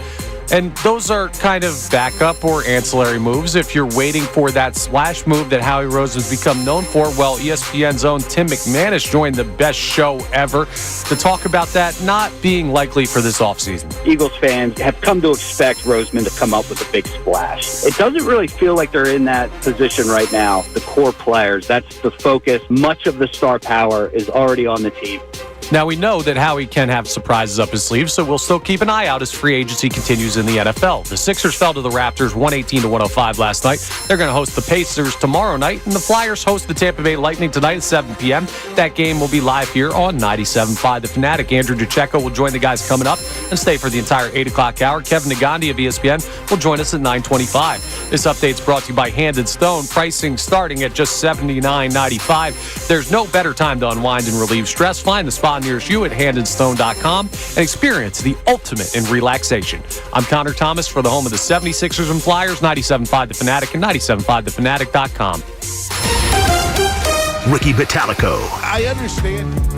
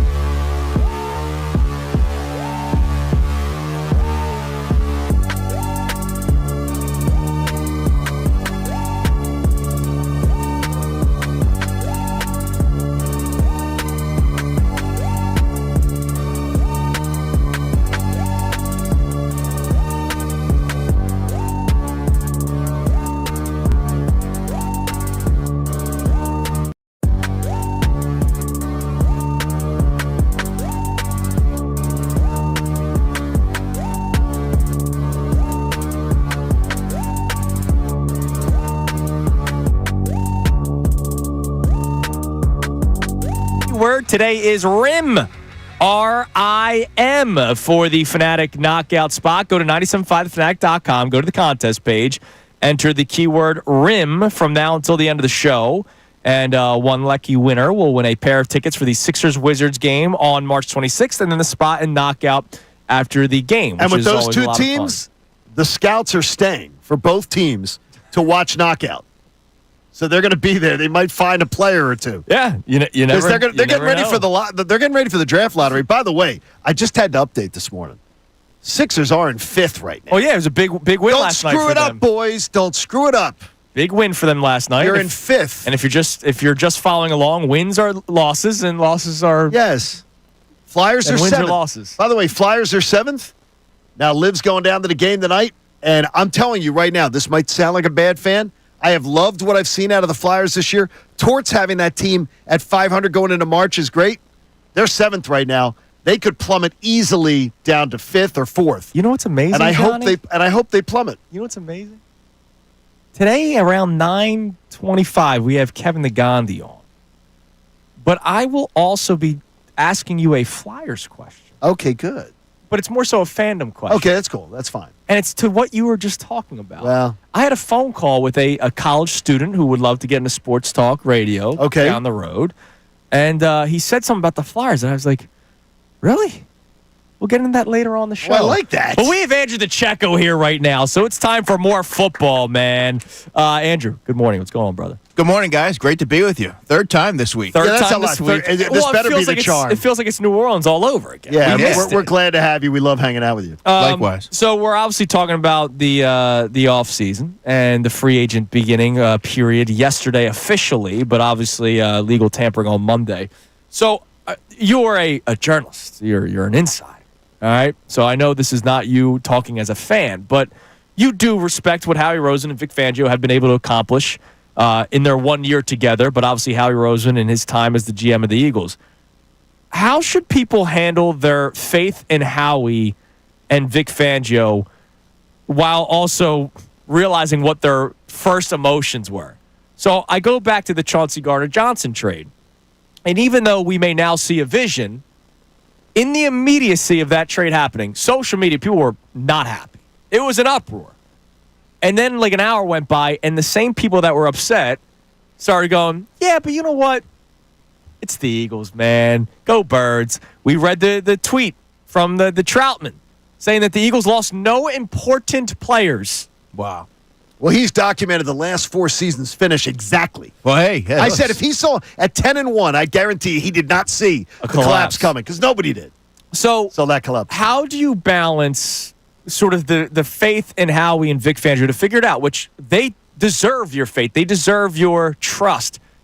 But at the same time, like, I can have an opinion and question certain moves. And so I can't just sit here and go, all right, go Birds. See you guys tomorrow. No, it's perfectly fine to be cautiously optimistic, and that's kind of the term that I would use for this. But they have done enough over the past year to instill that kind of confidence and trust that they're going to get it right. Now, when I look at Howie Roseman, yeah, you could say free agency maybe it's been hit or miss at times, but he's nailed the draft over the last few years. So I think that he deserves a lot of credit for that. And he's built out a really good scouting department. They're very active in going to different pro days, and they poke and prod at the NFL scouting combine. They do their due diligence, and they deserve a lot of credit for that. When you find someone, for example, like a Jalen Hunt from Houston Christian, and he's playing in the Super Bowl, meaningful snaps, that says a lot. So I think you should have confidence that they're going to get younger players and build it the right way. Free agency, well, it's been a mixed bag. So I understand why some folks might be cautiously optimistic, but for some to say, they're not going to miss Josh Sweat, they're not going to miss Milton Williams, they're not going to miss Kenny Gainwell, Slay. I mean, look, it's recency bias. It's a coping mechanism. These are players who played pivotal roles for a Super Bowl champion team, and to kind of minimize what they've accomplished and try to brace yourself for that sort of blow, I just think is. I mean, that's not the approach that many should take. You think at the Super Bowl, and you're listening to 97.5 The Fanatic, WP and HD1 Burlington, Philadelphia, BZ Media Group Station, broadcasting live from the Comcast Business Studio, powering possibilities. Obviously, Cooper DeJean had like the big highlight that we'll always remember with the pick six, but Josh Sweat was your runner-up for Super Bowl MVP. And I could make the case that Milton Williams may have been your second best player on defense that day because of what he was able to do against Patrick Mahomes. There were more highlight plays that Milton Williams was not a part of, but in the Super Bowl, in the biggest game of the year, those two guys, they're gone. And they dominated. And Josh Sweat was very impactful when the game was still meaningful. So he got his sack. So I believe you can make a case that he should have been the Super Bowl MVP. Milton Williams was the Eagles' second best defensive tackle. Played 48% of the snaps. So to kind of just cast him aside like the Eagles will just find another replacement, I just don't think that you're fully looking at it with full context. They were meaningful players for this team for a long period of time, and some of these guys were the nucleus. Josh Sweat was their top pass rusher. Milton Williams, of course, was a homegrown talent who kept evolving and developing his game and was a second-best defensive tackle. So they're going to miss these guys, but I think that you should have cautious optimism that they're going to get it right. When you look at the formula, and I had to go read it yesterday because it's funny. I think a lot of people don't read it. I read a piece at NBC Sports Philadelphia by Reuben Frank about the formula of those picks that they've got right now. They have 3 picks sitting there. They're going to be guaranteed. They really can't. They can't lose them. I mean, but they can't lose the 3rd or the 4th. Right. They could lose the 6th. Yeah, I wouldn't give a damn about that one. But the 3rd or the 4th, they're very valuable. Very valuable. And they're valuable, and the Eagles have a pretty successful hit rate on getting those 3rd and 4th rounders right or having them positioned to take on prominent roles. So, yeah, I mean, I think you should have a lot of confidence when it comes to Howie Roseman and his staff as it pertains to the NFL draft. All right, I got to bring this up because not often do you and I not agree when it comes to the sport of football. Us two football guys. And not often when I disagree with you do I agree with John Kincade. But I did agree that's a backhanded comment. But I did agree. No. Oh, boy, where are we going with this? When I disagree with Andrew and then side with you. Okay. It's a very interesting dynamic. All right, it is. You would do the same thing. I'd throw you under the damn bus. Hell yeah, man. In a discussion. I was with John. They needed another running back. They got one yesterday. And they needed one better than Will Shipley. What did you make He's not better than Will Shipley. What did you Oh, this is good. Juicy. What did you make of the move yesterday? I like the move. This is a running back in A.J. Dillon who's 26 years old. He's cleared the 600-yard rushing mark 3 out of his 4 seasons. He didn't play last year with a serious neck injury. He's a physical runner. He's about 250 pounds. Mm-hmm. So you like the thunder. And by the way, they also re-signed Ben Van Sumeren, and they listed him as a fullback. Yes. You smiled. You pulled over and had a moment. I was at Rutgers Pro Day. I said, "Oh, there it is. They got the smash mouth football, man." But he was listed as a fullback. But to your point, I think A.J. Dillon's going to be a fine addition. I know that there's some out there that are kind of looking at that through the lens of a Rashad Penny type of signing. I'm not of that belief. Neither do I. I think he'll be fine, but I think Will Shipley gives them something different. When you have Saquon Barkley, you need to change up. He gives you that juice, that explosiveness. He can catch the football. So can A.J. Dillon, but I just think that it's kind of redundant to Saquon Barkley. So for anyone to expect that, he'll be the number 2, Will Shipley can be the 3 in that change-up, I mean, I wouldn't be so quick to say that. Really? So you believe he could be just an emergency option, that Will Shipley would get more? If I said to you right now, both are healthy for all the meaningful games, you think there's all a chance? 3. That means Barkley's healthy too. No, but I'm going to say they're all healthy, so I'm just assuming they're all healthy. Yes. You're telling me you believe Shipley could get more snaps? I do. Okay. They drafted him in the 4th round. They've developed him for a year. He's made notable strides. He's worked with Saquon Barkley, Kenny Gainwell, the running backs coach Jamal Singleton, has worked with him on pass protection. That's going to be the key, guys. And that's something that when I asked Will, what are you going to be fixating on in the offseason? He said pass protection. And that's an area that he was, in training camp last summer, he struggled with. But I thought that and it's kind of hard to see during the season because he wasn't out there much, and in practice you can't tell. But he's becoming a more confident player, and being around players like Saquon who are showing him the way certainly helps. And I believe that he's going to take what he learned from this season and work on it in the offseason. All right, I'm not going to go up against DeCecco on that one because I believe he's got some insight you need to hear. And perspective, yeah. He does. Here's how I looked at it. It's not that A.J. Dillon is the complimentary back to Saquon. I look at it as he's the complimentary back to Will Shipley. So when there is the game where maybe Barkley's not playing, you have the A.J. Dillon, Will Shipley, good combo back there. Okay, it's 3rd quarter. You know how they like to sometimes, Sirianni and them, they like to do the 3rd quarter thing, where they'll give the first series will be given to somebody. or the first series of the second quarter. We give it another back. Shipley? Look, this is an off season where everybody can get, you can add to your. Okay.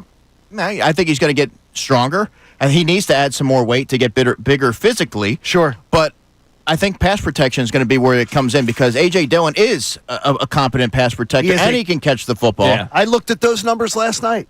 He scored out among the top, third of running backs those 3 seasons you're talking about in pass pro. And Saquon's a 3-down running back, but I think if you're looking for a change-up, Will Shipley makes the most sense.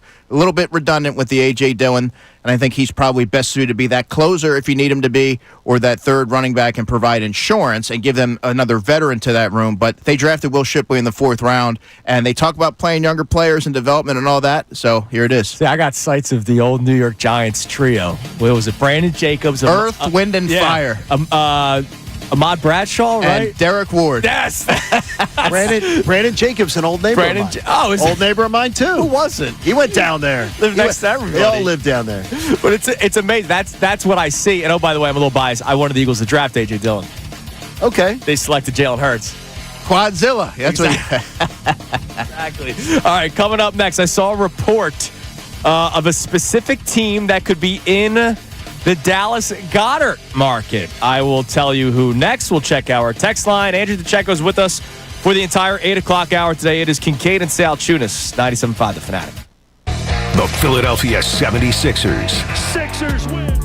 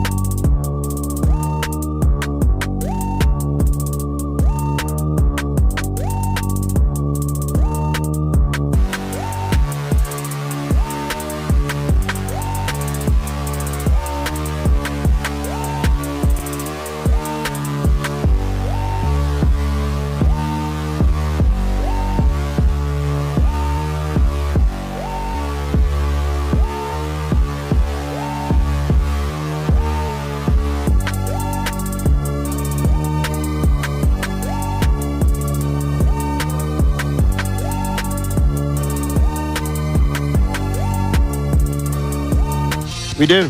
Every single one of you. We love you all. And it's fun to have these debates and everything. It's great. Yeah, absolutely. I like trout, man. Yeah. I don't like trout, though. I like a trout. I do not like trout. Trout. And I love fish. Trout. I love fish. Do not like the trout. Pete salmon. Not a big fan of Barracuda. It's barracuda. It was one of the best days of my life watching you eat barracuda. It was just an amazing order. I've never been happier. There you go. I'll have the barracuda, please. What? Barracuda. Great. All right, so I was reading an article this morning and this is the first time I saw a team attached to Dallas Goedert that could be in the market. Obviously, people always say, I could see him go here, I could see him go there. But I saw a report this morning that the Jets have interest in Dallas Goedert. Obviously, they're going to land Justin Fields as their quarterback, so you give him a security blanket. Tyler Conklin's been okay for them, but if you are trying to build something around Justin Fields and you want a better security blanket than Tyler Conklin, I believe Dallas Goedert is still that. Yeah, because you don't want to eat. The thing is with Justin Fields, you want the intermediate throws. Yeah. Make it easier for him. Right. You don't want Justin Fields having to, be slinging it downfield like Russell Wilson. No, Russell Wilson opened up the deep passing game for Pittsburgh last year when he got in there. But then again, they started to get tape on him, and he was in. They weren't going to win with either of those guys. And the Jets won't win with Justin Fields. So Dallas Goedert to the Jets. Do you see that as a possibility? And are you at the point now where it's inevitable that he's gone?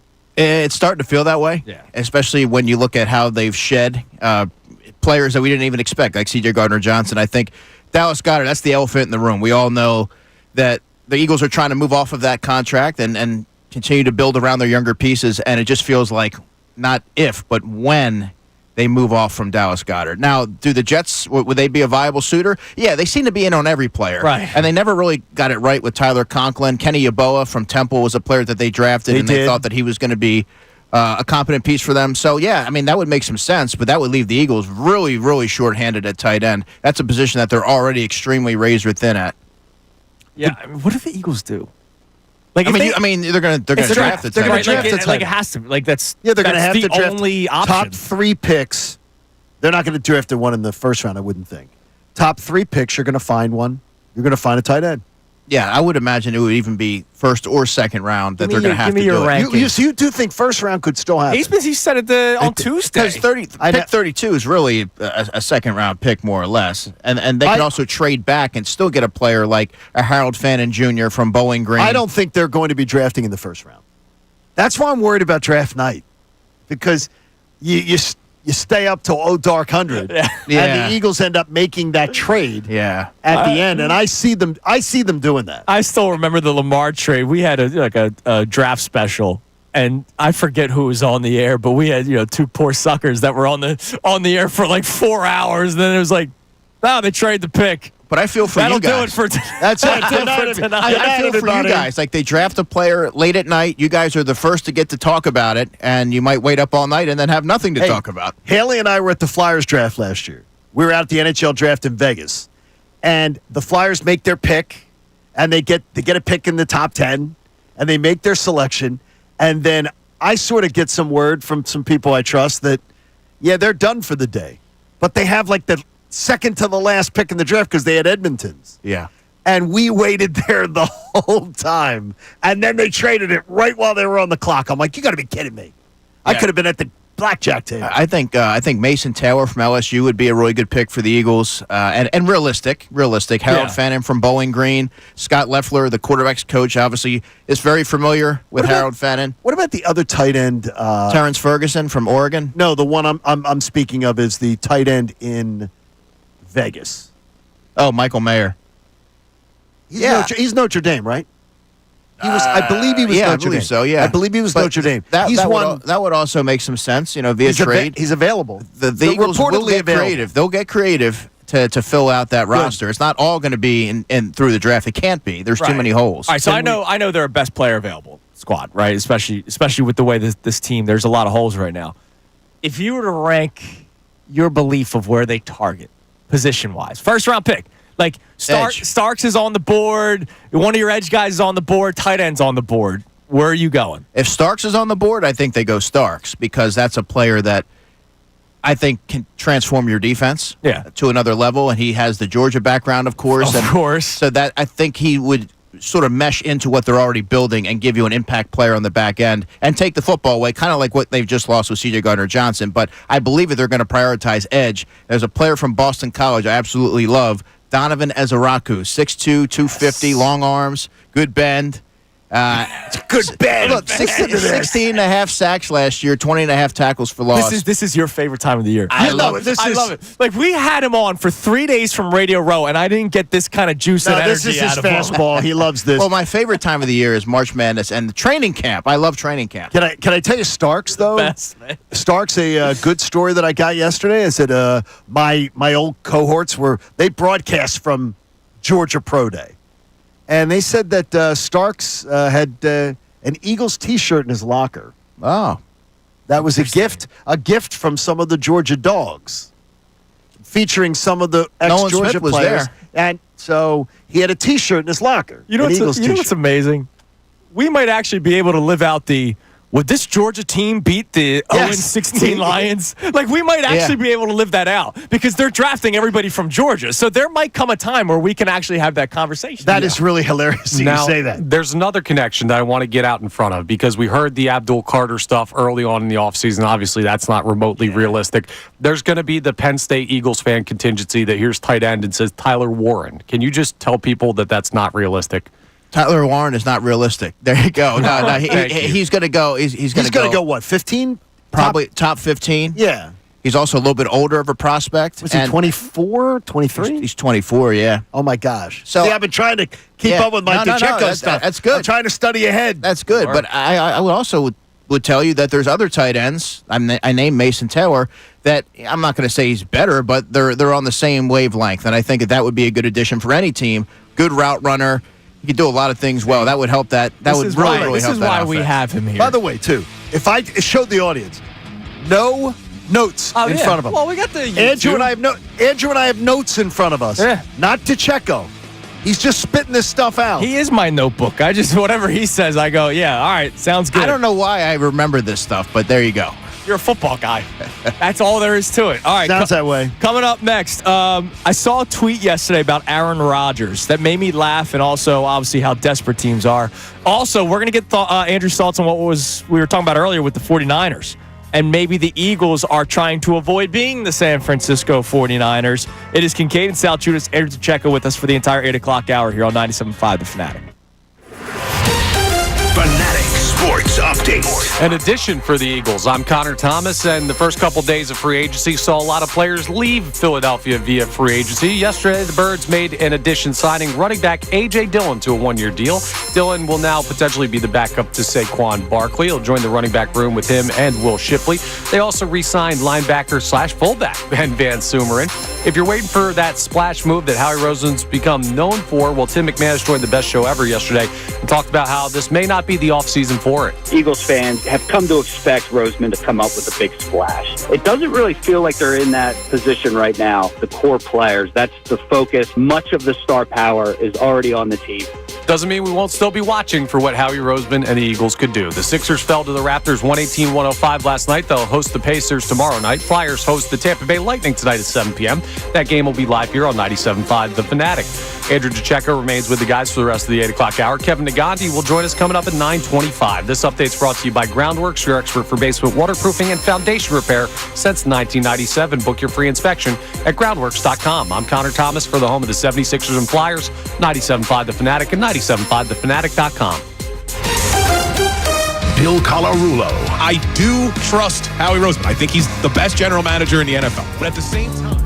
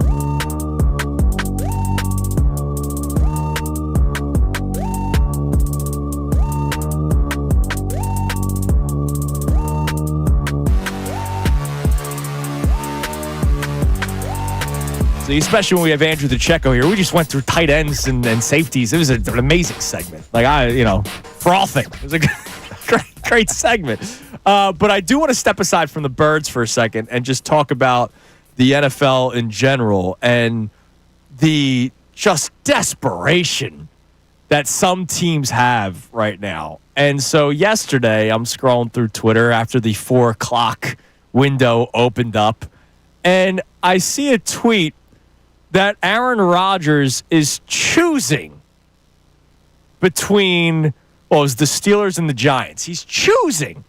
And by the way, did you guys see the photo of him on the beach? Yeah, it looked like Keanu Reeves in Point Break. Hey, what are we doing here? Did you see it, Johnny? God, he's such a terrible actor, too. He's just walking around the beach with the towel over him. He's listening to his music, and people are like, oh, man, he's really contemplating his decision. He's such a douche. He ain't contemplating squat. He's tripping balls. First of all, who's taking the picture? Right. Yeah, right. There's few players, or few people really that craves attention more than that guy. Right. So, Aaron Rodgers, who's been a mess the last couple of years, right? He's been a mess. He is still has the power to choose where he wants to go at this point. Are the Giants and Steelers both sitting there, holding their breath, oh, please pick us, please pick us? Yes. Why? Because they're desperate. They're in dire circumstances. It is bro. dire. It is dire. Well, okay, if you're desperate, hear me out. If you're desperate, you know the Rodgers thing. He's not going to all of a sudden find the fountain of youth. No. And the fountain of sobriety. The fountain of peyote. Yeah. That might be more important. Not happening anytime soon. Why wouldn't you take a shot with an unknown guy and see what you got? Or you draft somebody and you just say, let's see what we got out of this guy. If he stinks, then okay, we're going to have a top draft pick next year. I get it. You're the Steelers. You have George Pickens. You just paid DK Metcalf $1 billion. I understand you want to try to have a good quarterback, but Rodgers is your let's hope he chooses us option? They're delusional, and they're expecting, the big arm of Aaron Rodgers, throwing it out there to DK, to George Pickens, playing that above the rim style. I have to imagine maybe they think that they're viable contenders. I don't know. And then Rodgers is going to somehow push them over the top. But their other option is you look at the draft, maybe a Cam Ward. Cam Ward is a player, he's kind of polarizing, but I'm of the belief that he's going to be a good pro, but probably not year one. I think he's going to take a little bit of time to marinate. But I think that some of these teams, like the Giants and the Steelers, think that they're ready to do some damage. And there might be somebody that says, all right, we'll let him marinate behind Rodgers. We've already seen this not work out. Rodgers doesn't groom anybody. Yeah, we've already seen this. I mean, is the Steelers pushed hard for Stafford and couldn't get him. That's the guy they wanted. So maybe they got in that mindset of take the lid off the offense with a guy like Stafford who could air it out. Mm-hmm. Well, another option is a guy that's there and he's cheap. I would think Aaron Rodgers is going to be pretty cheap, right? I would think so at this stage. 41 years old. And he only has what?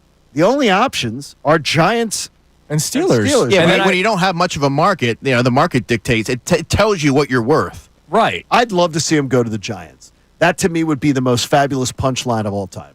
Get him just troll on a bad team, just trying to get one more paycheck. I believe Minnesota's still an option, but what? Why?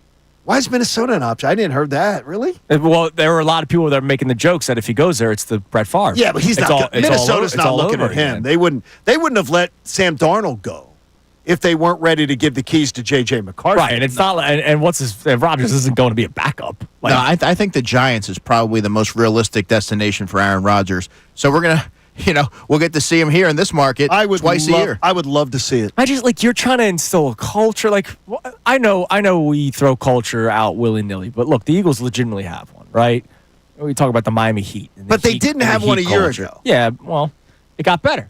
It did. It changed. Yeah. Why would you instill if you're trying to build something? Because the Giants are still building. You're going to expect Rodgers to be the guy that sings. He might sing Kumbaya by himself when he's stoned. Yeah, but holding candlelit vigils by his locker. Too many magic mushrooms. Who's doing this? What do you mean who's doing it? Teams that have nothing else on the table. Have you ever stood outside of a bar at 2 a.m.? There aren't a lot of options sometimes when you get into bad situations. And the next thing you know, you've got teams like the Giants and the Steelers saying, hey, we could do a lot worse than Aaron Rodgers. Which, by the way, it's factual. They could do a lot worse than Aaron Rodgers. I'd rather, I'm telling you. Good comparison, Connor. If I was in one of those teams. I wouldn't know, but. If I'm in one of those team situations, I absolutely would rather go with a young guy and make sure that I'm sitting at the top of next year's draft. Just draft a quarterback. Yeah. And that's what I'd rather do. I wouldn't, that's what I'd go with. Like, this is the Rodgers at this point. It's not even like high risk, high reward. It's high risk, period. Just Like- an abject disaster waiting to happen. And but that's just- why teams like that stay bad, because Right. they don't have a plan. Joe And Shane's he had weapons last year. We just talked about this the other day. Like he had weapons with the Jets last year. And He's going to a worse team. Because of the Giants, they're a worse team. yeah, I mean Then he played neighbors. Then he played on. Neighbors. Neighbors is a stud, but Oh, he's a stud. aside from that, it's slim pickings. So Yeah. that's why teams like that stay bad. They're going Hey. to be in the basement for a while. That's And why that the Eagles helps stay clear- good. That's why I say to you, the NFC North, and it's too inside football right now, but the NFC North being so loaded, I think gives a clear path for the Eagles to be able to be the 1 seed again. Even if they're a 12-win team, they could get there. Because I don't think anybody's getting to 13 in the NFC North. Not I don't likely. think I don't see a 13-win team in the NFC West unless it's the Rams. And I don't think they're going to be that team. So the Eagles, it really does benefit the Eagles, too, to watch what some of these teams are doing. Other teams. Speaking of other teams, are the Eagles avoiding to turn into the San Francisco 49ers, in your opinion? Yeah, you see what the 49ers are doing.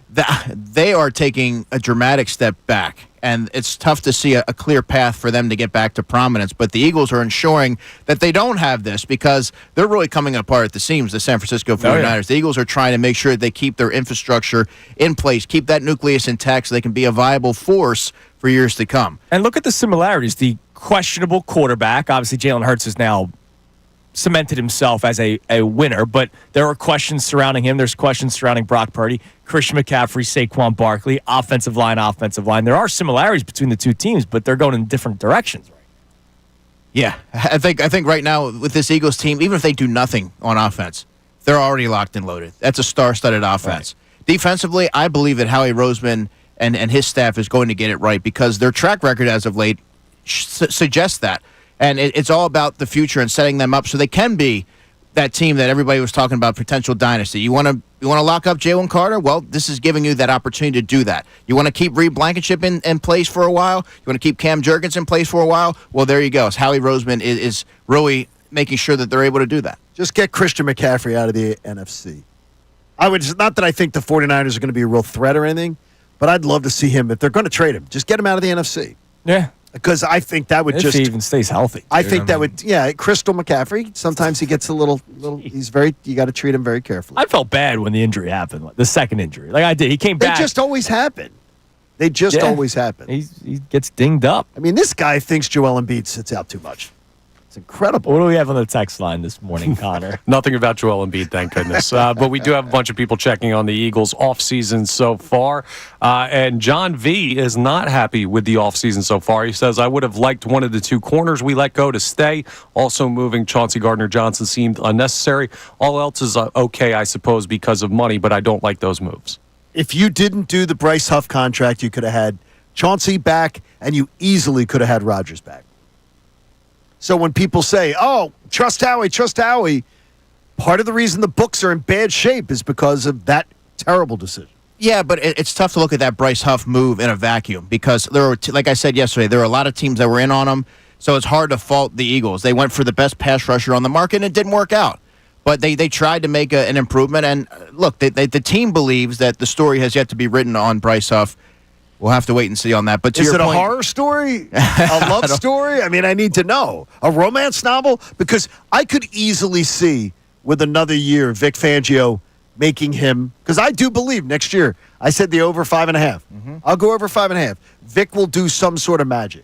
I think they're going to have to, and they really have to. They're really light at edge rusher, and considering the investment, I think a full offseason of learning that defense should work wonders for him. And Vic and Jeremiah Washburn, the edge rushers coach, is going to find a way to accentuate what he can do well. And maybe, he's going to come up with a handful of sacks, 4 or 5. Or 6. Or more, yeah. You never know. Don't forget, coming up 9:25, our man Kevin Agandi is going to be joining us. We have a couple more segments left with our man Andrew the Checo. Think about this during the break, all of you. John, Andrew, Connor. Who will be the best former Eagle with their new team? I thought about that this morning, and I'm kind of having a hard time trying to figure out the answer. It is Kincade Salciunas. We check your text messages as well here on 97.5 The Fanatic.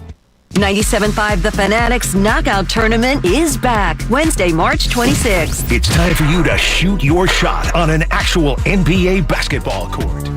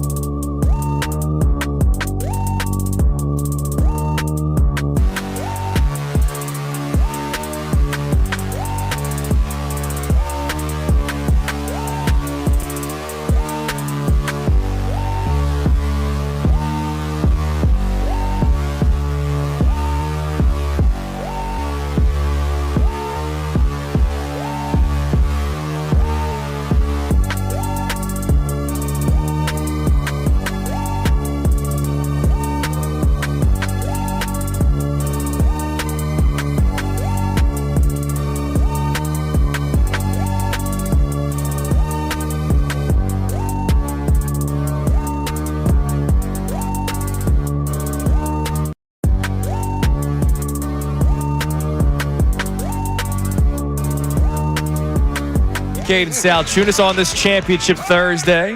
97.5 The Fanatic. It's impossible. The time is flying. 8:40, and it's Thursday, Really nice. and it's vacation week for me, so this has been very nice. You like that? We'll check out our text line here in a little bit, but I asked a question going to the break. I wanted you guys to think about it, and I think I know Andrew's answer. Andrew DeCecco's answer. Do you? I think I do. Who do you guys believe will be the best former Eagle with their new team? So we know that Darius Slay and Isaiah Rodgers are both gone.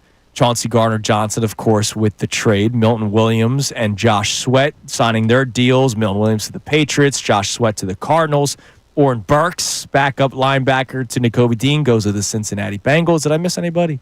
That's the important. Kenneth Gainwell to the Pittsburgh Steelers. Don't forget Stoll Kenny G. There just might went to be- the Saints. That's why Will Shipley's Jack RB2. Stoll? All right. There might be a reason why I saved Kenneth Gainwell. for Jack last. Stoll. Jack Stoll wasn't on the There Eagles. might be. I know. Like half the season last year. Technically a former Eagle. Technically a former Eagle. So where you did you just slip your answer in there? No, I believe Andrew DeCecco will say Kenneth Gainwell. I Who do will not. be- I do not. Who will be the best former Eagle with their new I team? do not believe Andrew DeCecco will say that. That's not in my head what I think he says. All right. It's Isaiah Rodgers. Damn right it is. Damn right it is. Wow, I didn't think all I did- three no, I of did us. not- no, you all three? Yeah. I did not think you were going there. I want to hear. I'm curious to hear where you think I was going with that. But Isaiah Rodgers, when you look at there's not the pressure of being the top corner. Mm-hmm. He's already coming off a season where he played a decent amount, but he wants to prove himself again. And you look at the pieces that the Vikings built around him, or around that defense. There are a lot of chips around Isaiah Rodgers. They built that defense up to the point where he can at that cornerback 2 spot really thrive. I believe. A good defensive line is a best friend for a cornerback because it gives you a little extra time to make a play. And he's I going to can want to see that prove with him. the He's going to want to Vikings. prove himself. And I thought he did some really good things last year when he was pressed into service. So I can't wait to see what he's able to do. And I think he's probably best positioned, based on the way the roster is constructed, to thrive. I thought you were going to be smart. Because you are smart. Period. And I thought I had the person because I thought you were going to agree with me. Do you know the player I say? Oren Burks. No, you're going to Even though I say am sorry that Oren Burks is gone. C.J. Gardner-Johnson. Yes, correct. I think C.J. Gardner-Johnson is going to eat. To prove the In prove no, the Eagles wrong. No. I don't think he's going there with that. His by the way, his great feelings for Philly. I don't think that's the way he's arriving there. I think that is Publicly. I think that's a defense where he is going to eat. I think he's got a head coach that will know how to use him. Well, everywhere he goes, I think CJ's he's going to successful. I think CJ's going to be having some big nights, and we're going to be like, "Wow, look at that! Wish we had him," which I still will be. By the way, you say his departure publicly. I would not be surprised if there's some behind closed doors anger from Chauncey Gardner-Johnson. I mean, Well, then if it is, I'm proud of him because he's handled yeah. it well. But before the trade, don't forget when we were at the news desk, he's putting out the tweets. You were out, and he deleted them. Try to replace me with a veteran. See what happened last time. Like this was before the trade. He was talking about see what happens if you And replace nobody me. thought it was. The thing is, am I wrong? Because I was in the islands and not paying attention. No, nobody thought it was happening. Nobody thought it was happening. No. So when I was reading that on the plane on the way home, I'm going, why was he thinking they're going to replace him? I think he asked for more money. I'm still going to believe that story will come out that CJ was like, well, wait a minute here. Rework my deal. I shouldn't be on a prove-it deal. Right. Come on. All right. Now, the opposite question is who will be worse for their new team? Now, taking a lot into account, like Oren Burks probably shouldn't be your answer because he's signed to be probably a backup for the Bengals. He's going to have an opportunity to start, as Right. it was worded. But Who do mine's Josh Sweat. 'cause Josh Sweat, I yeah. gotta, All right, we're a trifecta. I got to keep the same energy. I said before, I think even before the Super Bowl happened, we were looking at the banner. Remember, Right. it was Hurts Right, and right, Josh right, Sweat, right. and I was Yep. like, why is Josh Sweat up there? And I think I said maybe even before the Super Bowl, somebody this offseason is going to make a mistake and overpay Josh Sweat. Somebody's going to tell you that it was fixed. And I said just like DeAndre Swift. DeAndre Swift got overpaid by the Chicago Bears. He did. He benefited, or not, by the Bears. Chicago Bears. He benefited by playing behind the Eagles' offensive line, and they paid him a lot of money, and they barely utilized him last year. I believe that could be similar for Josh. yeah, look, Josh Sweat is a fine player, but they paid him $76.4 million over 4 years to be a great player. And as we've seen over the past couple of years, guys, he goes radio silent at times. Yeah. He dominated the Super Bowl, great, and he got rewarded for that. But I just think for what they're expecting, even with Jonathan Gannon, it might be a little presumptuous. Well, I've got a different pick if we're accounting for contract, because Milton Williams is now the highest paid player in the history of the New England Patriots, a guy who hasn't been a starter. So if you're looking at what they're getting paid versus the production, I find it hard to believe Milton Williams is going to play up to that contract. I just think he's going to be an okay player. Like I think he's good. I think Milton Williams is going to be. I don't think that Mike Vrabel is going to be pissed off that they paid Milton Williams. I agree with you. Yeah. I don't think he's going to be worth the contract. And the thing is, he's getting paid because that's the escalation at the position. It's the going market. Right. Plus, there, it was the amount of teams that were shopping this year. And he's 26 years old. They're betting on an ascending player, and they know that now that he's going to have to front a defensive line, they're believing that he's going to thrive. Well, let me ask. They agree with me. They don't think it was just a byproduct of playing alongside Jalen Carter. They don't. But let me ask some. Isn't the talk that this is the defensive tackles? This is the big position in the draft. So it's not the big position. It's a big but position. But it's deep into the second round. Yes. So why pay a guy who's never starred before over $100 million when this draft is considered like the big tackle draft? Well, there's some nose tackles that are going to be in that first, second round conversation. So Milton Williams gives you the ability to play the run, but he's also a really effective pass rusher, really violent with his hands. I thought he took a big step forward this year, and just a really well-rounded player that I think is going to thrive. I don't know if he's going to quite live up to that contract. That's tough to do. I think he's a good player. But because they're also getting a proven entity. Okay. What do we got on the text line, Connor? All right, we have people checking in still on the Eagles offseason here, so we'll go to our next one from Dan in Warminster, who says, I agree we need to add another veteran corner. However, it's still relative compared to last year's defense. Ringo being fourth on a Super Bowl winning team could be better than other teams 2 or 3. Remember, Hurts was once benched for Tua. Who would you rather have right now? Hurts, by the way, deserved to be benched for Tua. And it's not like Nick Saban made a mistake. Hurts was playing horribly. Yeah, that was tough at to watch. that game. That was 7 years. That was 7 I years understand. ago. So I mean, it's like I'm not worried about that game. I don't think that's a great example. But what do you think about the point of relativity of Isaiah Rodgers, of Keely Ringo being the fourth on a great team? Could he be better than right? It's like how many times have we said, "Wow, this guy's the fourth arm in a rotation, but he's a number one on other teams because of But it's impossible to make that determination because no one's really seen Keely Ringo play for an extended period of time. Right. So I saw him play in college, and I always thought Keely Ringo was a nice player with a good upside. I was excited that the Eagles got him. He's young, he's athletic, he has the length and the physicality, but he hasn't done it for now. I mean, and they're going to add competition. And remember, there are kids in this draft that are older than Keely Ringo. Yeah, he's a young There are guys. They're like 22, right? I think 22. There's seven. I think 7 or 8 guys in the first round that are older than him, that are projected to go. And he's already been in the NFL a couple years. Yeah, I mean, look, I'll say this: in OTAs, he looked great, and then in training camp, he had his moments, but he gets awfully grabby at times. He's a physical player, and sometimes you worry about that. There's going to be competition at it. I'll say that. It's like Andrew on prom night. Little grabby. Got to just get control of these things. They've gotten in trouble for it. Who knows? You could have. You never know. No, I know. All right, coming up next.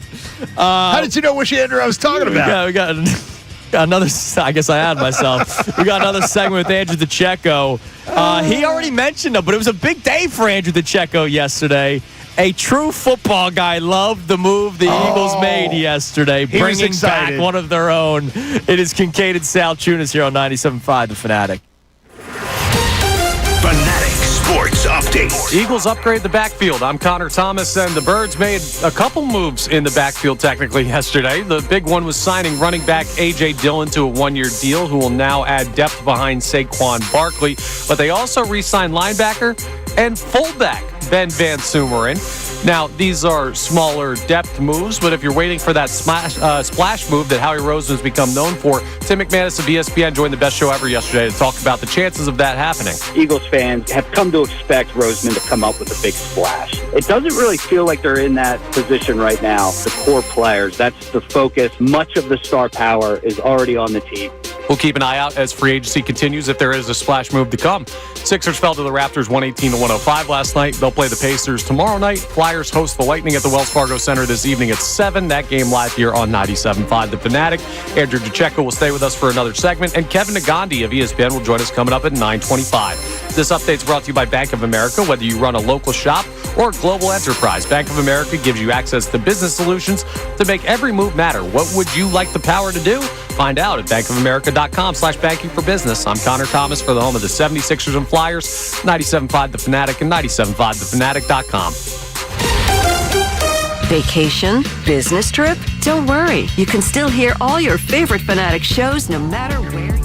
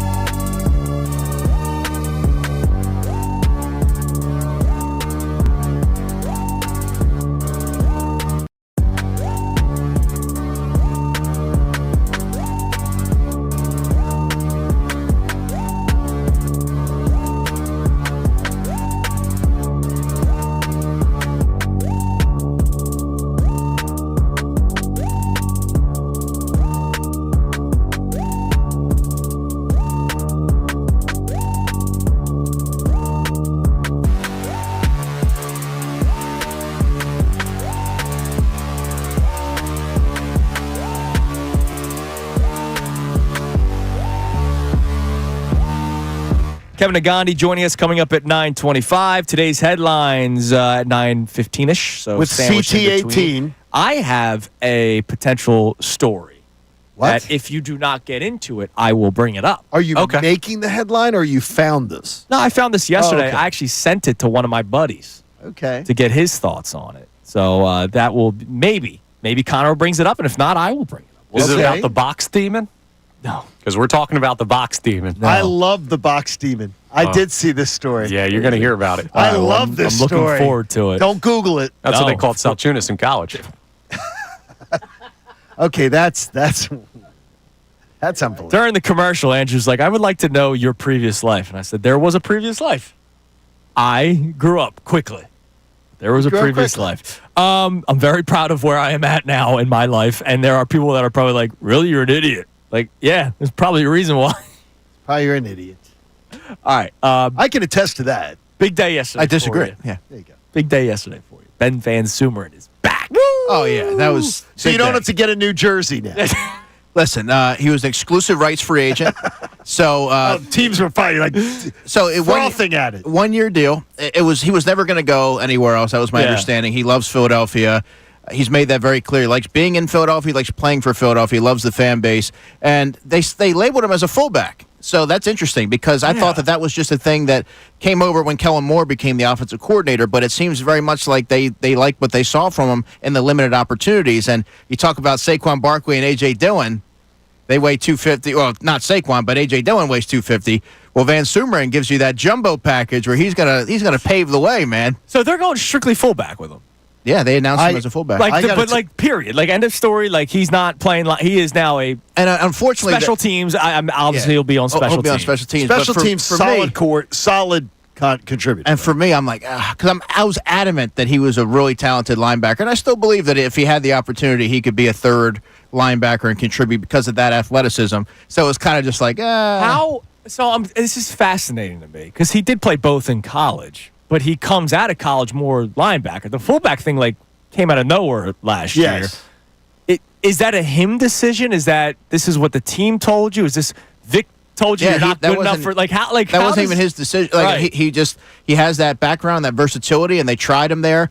So it all started back on the final day of training camp, and Sirianni did a competitive series where he calls players out at random. So it's Ty Davis Price going against Nolan Smith in pass protection, and it was Ben Van Sumeren versus safety Andre Sam, only they had Van Sumeren line up as a tight end and run a route. Okay. He ran a nasty route, shook the safety, and Kenny Pickett threw the ball wide. Van Sumeren dove for it. He couldn't get it. Yeah. But that right there showed you, okay, he's got some route running ability. He was incredibly fast. So it's like if they're able to do something with that, they might have something. So I think that was something that they tapped back into later in the season. Hey, let's try this. And he even caught a pass, I think, before he got hurt. So but what if, I'm not saying this is going to happen. What if Trot Jr.'s just not cut out for being the backup to Nakobe Dean? Is Van Sumeren still going to work at defense? This is amazing to me. So I guess right now I would operate under the assumption that he would if they're shorthanded. Yeah. But right now they listed and they said the Eagles have signed fullback Ben Van Sumeren, not fullback linebacker. So I thought that was notable.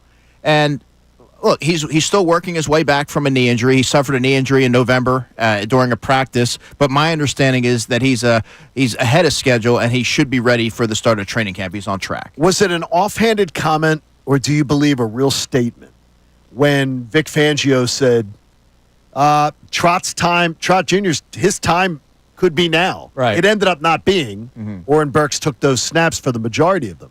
But do you think that was more of an offhanded comment, a little backhanded, a little compliment to say the kid's coming along well, or really that he was thinking he might have pushed Oren Burks for those snaps? I think that he was coming along well because everything I've gathered behind the scenes, John, was that he was really picking things up quickly, smart player, and somebody who they believed could challenge for playing time. It would just so happen that Oren Burks did enough and was competent enough in his role that they didn't need to upset the apple cart. And it's really tough to put a rookie in a situation in a postseason game where you're being exploited to things you didn't see before. And Oren Burks had seen a lot before.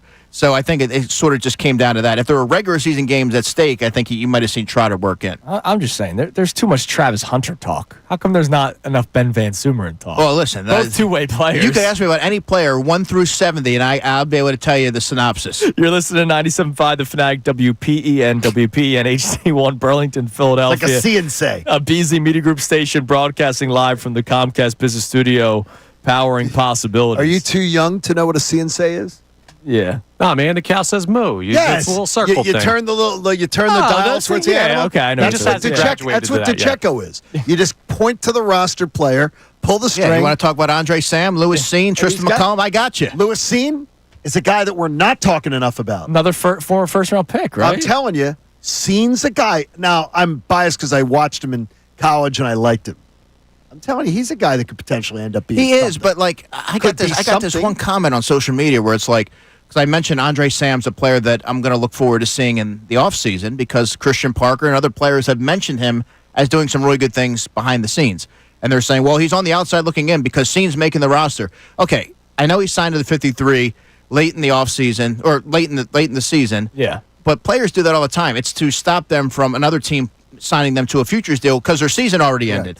But let's not forget that he was released by the Vikings last summer, and he was on the Bills practice squad for the majority of last season. So I don't think anyone should look at it like it's a slam dunk. Right. He had a serious injury that he's working through, has a ton of ability, but that's why training camp is there. It's for competition. So yesterday when we had Shefty on, he basically straight up said he was 24 miles into the 26.2 marathon.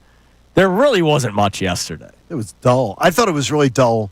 Why don't they just make it Monday? Yes. Yeah. Make it Monday. Or whatever. Make it a Monday. They should just do that. Why are they doing this? Yeah. Well, it was rather uneventful. They got talked about all week. That's what they got out of it. Oh, that's the truth. Are you expecting anything soon with the Eagles? Obviously, maybe we're waiting Dallas Goedert, but like, is this week kind of over, or do you think this is something that could still happen soon? Is there an addition by the Eagles sometime soon, or are we just kind of waiting till later in March and draft and post-draft? Yeah, I think this week's kind of over, but they're going to be players, I believe, in the second and third wave of free agency, possibly a trade here or there.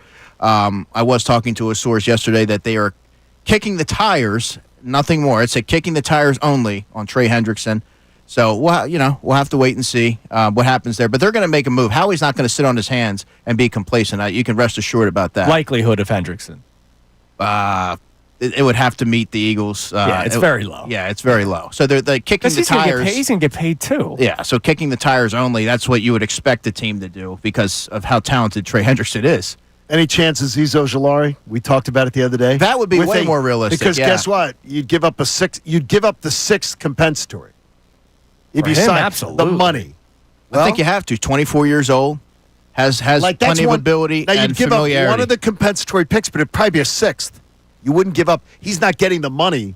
That's Sweat and them guys. Yeah, so. Aziz Ojulari, and prior to last night, Draymond Jones would have made a lot of sense as well with that Vic Fangio experience and the Eagles' lack of depth there at defensive tackle. But I think you're going to see a mid-range move, but I would not expect to see anything this week. Okay. Before we get you out of here, any other text messages coming in, Connor, that we can have Andrew react to? Absolutely. So we have a check-in here real quick from Robert B., who says, I expected this offseason with the exception of the Chauncey Gardner-Johnson move, which I'll be cool with if the lineman they got does well at Stoutland University. What do you think is the opportunity for him to do that? For Stoutland University? Yeah, for Green to... Yeah, I think Green's going to be fine. I mean, I believe he's going to be fine. And I had to think a lot about this. I watched some of his tape. The tape wasn't great, but he's young. He's in a place where he's going to thrive. Because a lot was said about Mekhi Becton, about him being a bust. There's questions about his weight, his commitment to the game. When you come to a winning organization like that, you're surrounded by players who all want to be great and they have that same focus. All of a sudden, that changes the way that you view the game. I think that coming to Philadelphia will probably reinvigorate his passion for the game, and I think he's going to be a better player. I think Jeff Stoutland will get the most out of him. However, I think Tyler Steen's a better player, so I'm sticking with what I said.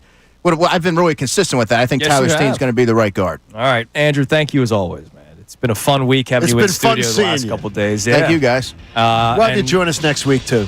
Well, Beach Boy is down at the beach. I'll be checking in. 8:30. You know, I'm going to be that's checking in where- with see, Andrew that's too. where I say, you're look, good. I'm going to say, look, what Old Spice deodorant did you pack, Fiji. man? I Fiji, sent you the one and only. picture. I'm a loyalist, man. You gotta switch it up. Fiji strong. Nah. Gotta switch it up. Nah, it smells good, man. I like. I got about 6 more days left with the Bear glove, and then we're switching it up. Do you give yourself a whiff after you put it on?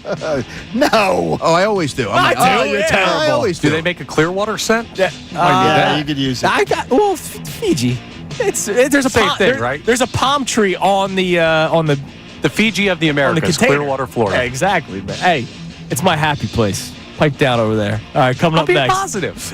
Today's headlines with Connor Thomas, and if he doesn't have a certain story in it, amazing quote, an honest quote from an athlete. It is Kincade Salciunas here on 97.5 The Fanatic. We want to hear from you, so text us at 610.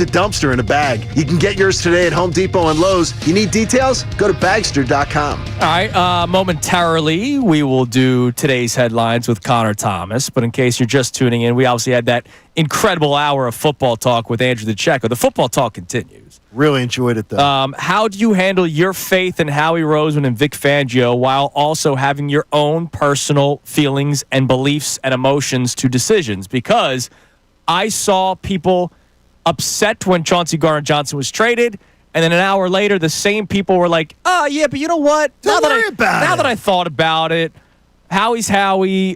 Vic probably has a plan, and all those things are true. Vic does. I imagine Vic Fangio did not say, "Hey, Howie, just get rid of him."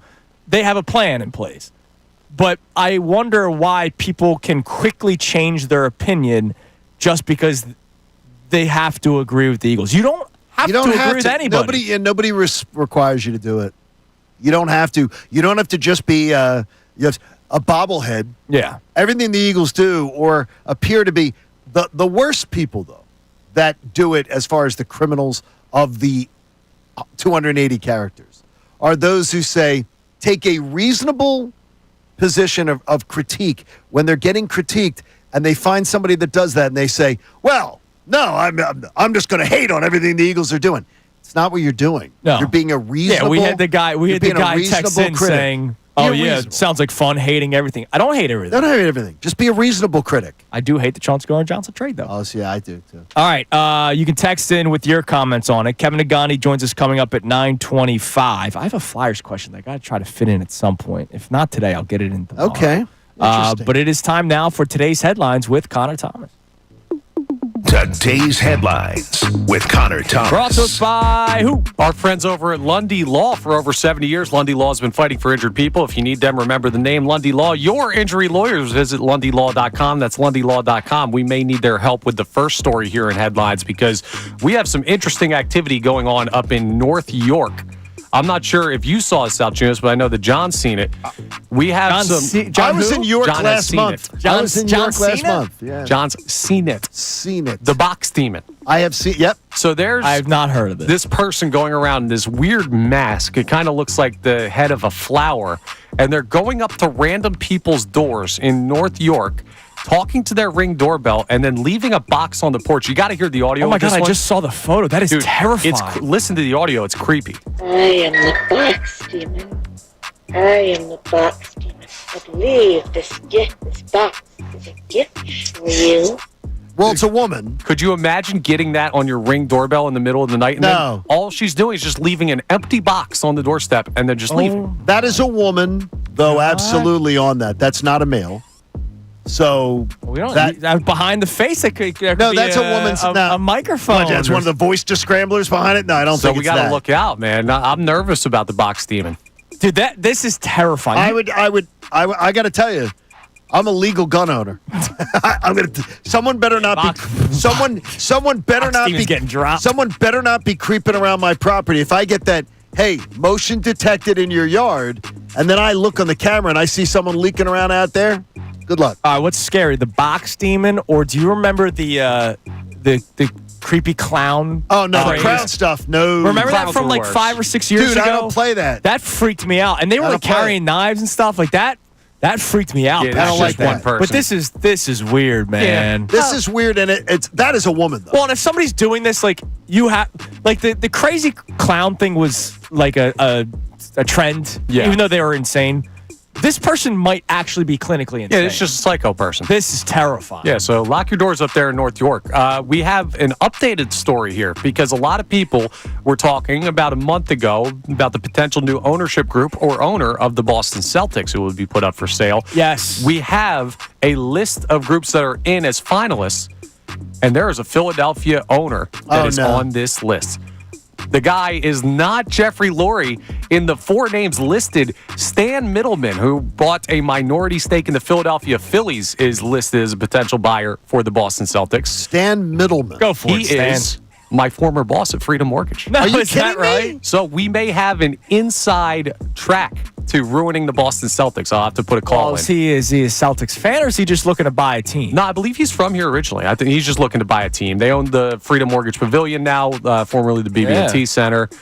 They own the minority stake in the Phillies. So he could trade Jason Tatum to the Sixers. He absolutely could. Sounds good. He's got Sleeper 4 agent. seats to the Sixers, so this will be interesting. Maybe we could take out the Celtics from the inside. Okay, I like Okay, that. good- I like good it. to know. Good insight there, Connor. All right, well, I'll round this out with a replay of what we talked about earlier in the show. So how do you handle your own faith in Howie and Vic and Jeff Stoutland with your own emotions and your own brain? I mean, I'm honestly at a place where I have to put the faith in Howie and Vic Fangio above my own emotions and above my own brain. Like, they know better for the team what's best than I do. And that's someone who does this day in and day out. So for the average fan, who the Eagles are just a part of their life, I don't say that in a negative way, like you're not as big of a fan as, no. But for someone who's not as ingrained with the team as maybe even we are, I think it's fair to just say, hey, I'm going to let them figure it out. I'm going to give them the benefit of the doubt until we see the field on the team, or the team on the field rather, in September. That's where I'm at. I don't know if you guys. I know you guys aren't totally there, but I can No, I'm not understand. totally there, but I got you. Look, I'll see how things play out, but like I still got to give my opinion on things. No, totally, and that's Unless fine. you want to take off from now until September. You're already going to the beach. How many days till week 1? 144? Oh, I'll tell you 170. It might be 175 175? But you It's gotta 100. remember. It is 175 days So you want to take a vacation for 175 days? to the Eagles opener. But we're 3 guys who do this for a living. Like, the average fan can have a little bit more of a tempered reaction to this stuff, and I think that would be prudent for people on the outside looking in. Like we got the draft is when, the end of April, right? Yeah, last week in April, I think. Liv graduates in 8 weeks. That's in May. So we're only like 40 days to the draft. Yeah, This is great. The draft would be how many weeks from tonight? It's probably 6 weeks from tonight. I'm more worried about opening day, baby.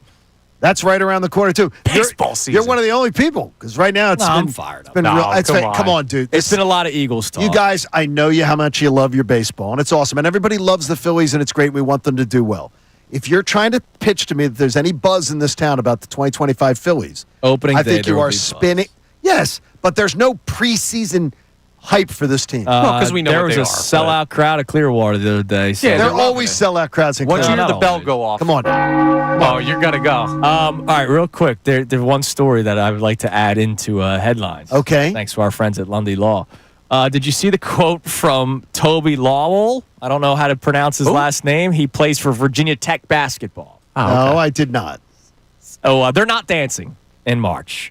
They went 13-18 this season and then lost their first round matchup to the Golden Bears in the ACC tournament. The Golden Bears, by the way, who have Peja's son on it, Andrei Stojakovic, and a Lithuanian on there as well. But they lost, so their season ended yesterday. Okay. His quote, the critics, they thought we were going to be ass. I mean, we were still ass, but, we weren't that bad. Oh, my God. That's an awesome. Hey, man. Everyone said we were going to be bad. Well, we were bad, but we weren't as bad as everyone else. That's fair. Above expectations, baby. I'm proud of you. That's incredible. They thought we were going to be ass. I mean, we were still ass, but, we weren't that bad. That's what they said about me producing this show. Go Hokies, man. My best friend went to Virginia Tech, so I sent him that quote yesterday. All right, coming up next, Kevin Nagandi will join the show on Kincade Salciunas here on 97.5 The Fanatic. Fanatic Sports Update. The Eagles add running back depth. I'm Connor Thomas, and the Birds added to the backfield yesterday, signing A.J. Dillon to a one-year deal. Dillon, only 26 years of age, spent time with the Packers, now will be one of the backups to Saquon Barkley. They also re-signed linebacker and fullback Ben Van Sumeren. So some smaller moves from the Birds, and a lot of people are out there waiting for that splash Howie Roseman move. Well, Tim McManus of ESPN joined the best show ever yesterday and said that may be something that you're not going to want to hold your breath on. Eagles fans have come to expect Roseman to come up with a big splash. It doesn't really feel like they're in that position right now. The core players, that's the focus. Much of the star power is already on the team. So we'll keep an eye out if there are any big moves coming, but it sounds like the Birds are pretty darn set. The Sixers fell to the Raptors 118-105 last night. They'll host the Pacers tomorrow night. Flyers host the Tampa Bay Lightning this evening at 7 p.m. That game will be live here on 97.5 The Fanatic. Kevin Nagandi of ESPN will join us coming up next. This update's brought to you by Mattress Firm. Get matched and sleep at night during Mattress Firm's Upgrade Your Sleep sale. Take 120 nights to love your new bed or your money back. Restrictions apply. I'm Connor Thomas for the home of the 76ers and Flyers, 97.5 The Fanatic and 97.5thefanatic.com. Philadelphia Sports. Touchdown!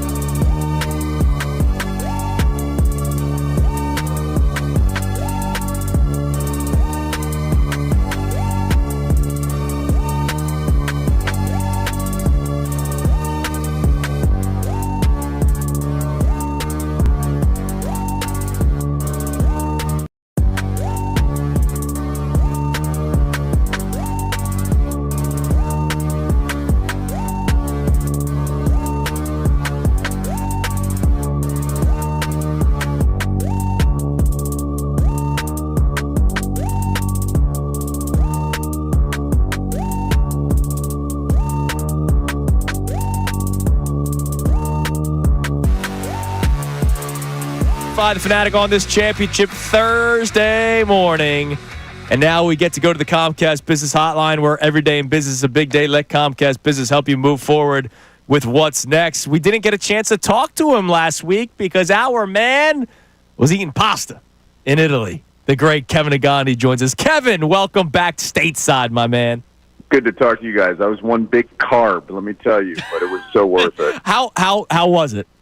It was great. It was a quick trip. I was honored to be able to host the Special Olympics World Winter Games opening ceremonies in Turin. So quick trip, 4 days, flying over the Alps, eating great food, and obviously for an incredible movement in the cause of just inclusion and kindness. Kindness is a strength. So I'm for that ESPN continues to do it. I love that they do. It's one of my favorite events, and it gives you a proper perspective on things. Because in reality, when you look at people, all you want is to be included and involved, and that's what Special Olympics is all about. I look at this as a off-season meal that we're watching a chef prepare, but the meal doesn't have to be served for a few months. They're getting it all together here. But right now, people are getting impatient with what the Eagles are doing. Are you shocked? Are you shocked by the plan? And honestly, just as a fan, not as an analyst of the game, what is your thoughts on the offseason plan so far? The only shock I've had so far, John, is CJ. Losing CJ, especially what he provides, the intangibles in the locker room, and this little swagger that this team clearly missed. In that gap year, right? When the team fell apart and the defense didn't know what they were doing. But I think I want to say one thing, too. I'm not going to be blind about it, but I think like Howie Roseman and I think Vic Fangio and Nick Sirianni, they all deserve the benefit of the doubt right now. They have nailed draft picks. The whole philosophy is a year ago, they opened up the checkbook. They spent a ton of money, especially cash, on some guys.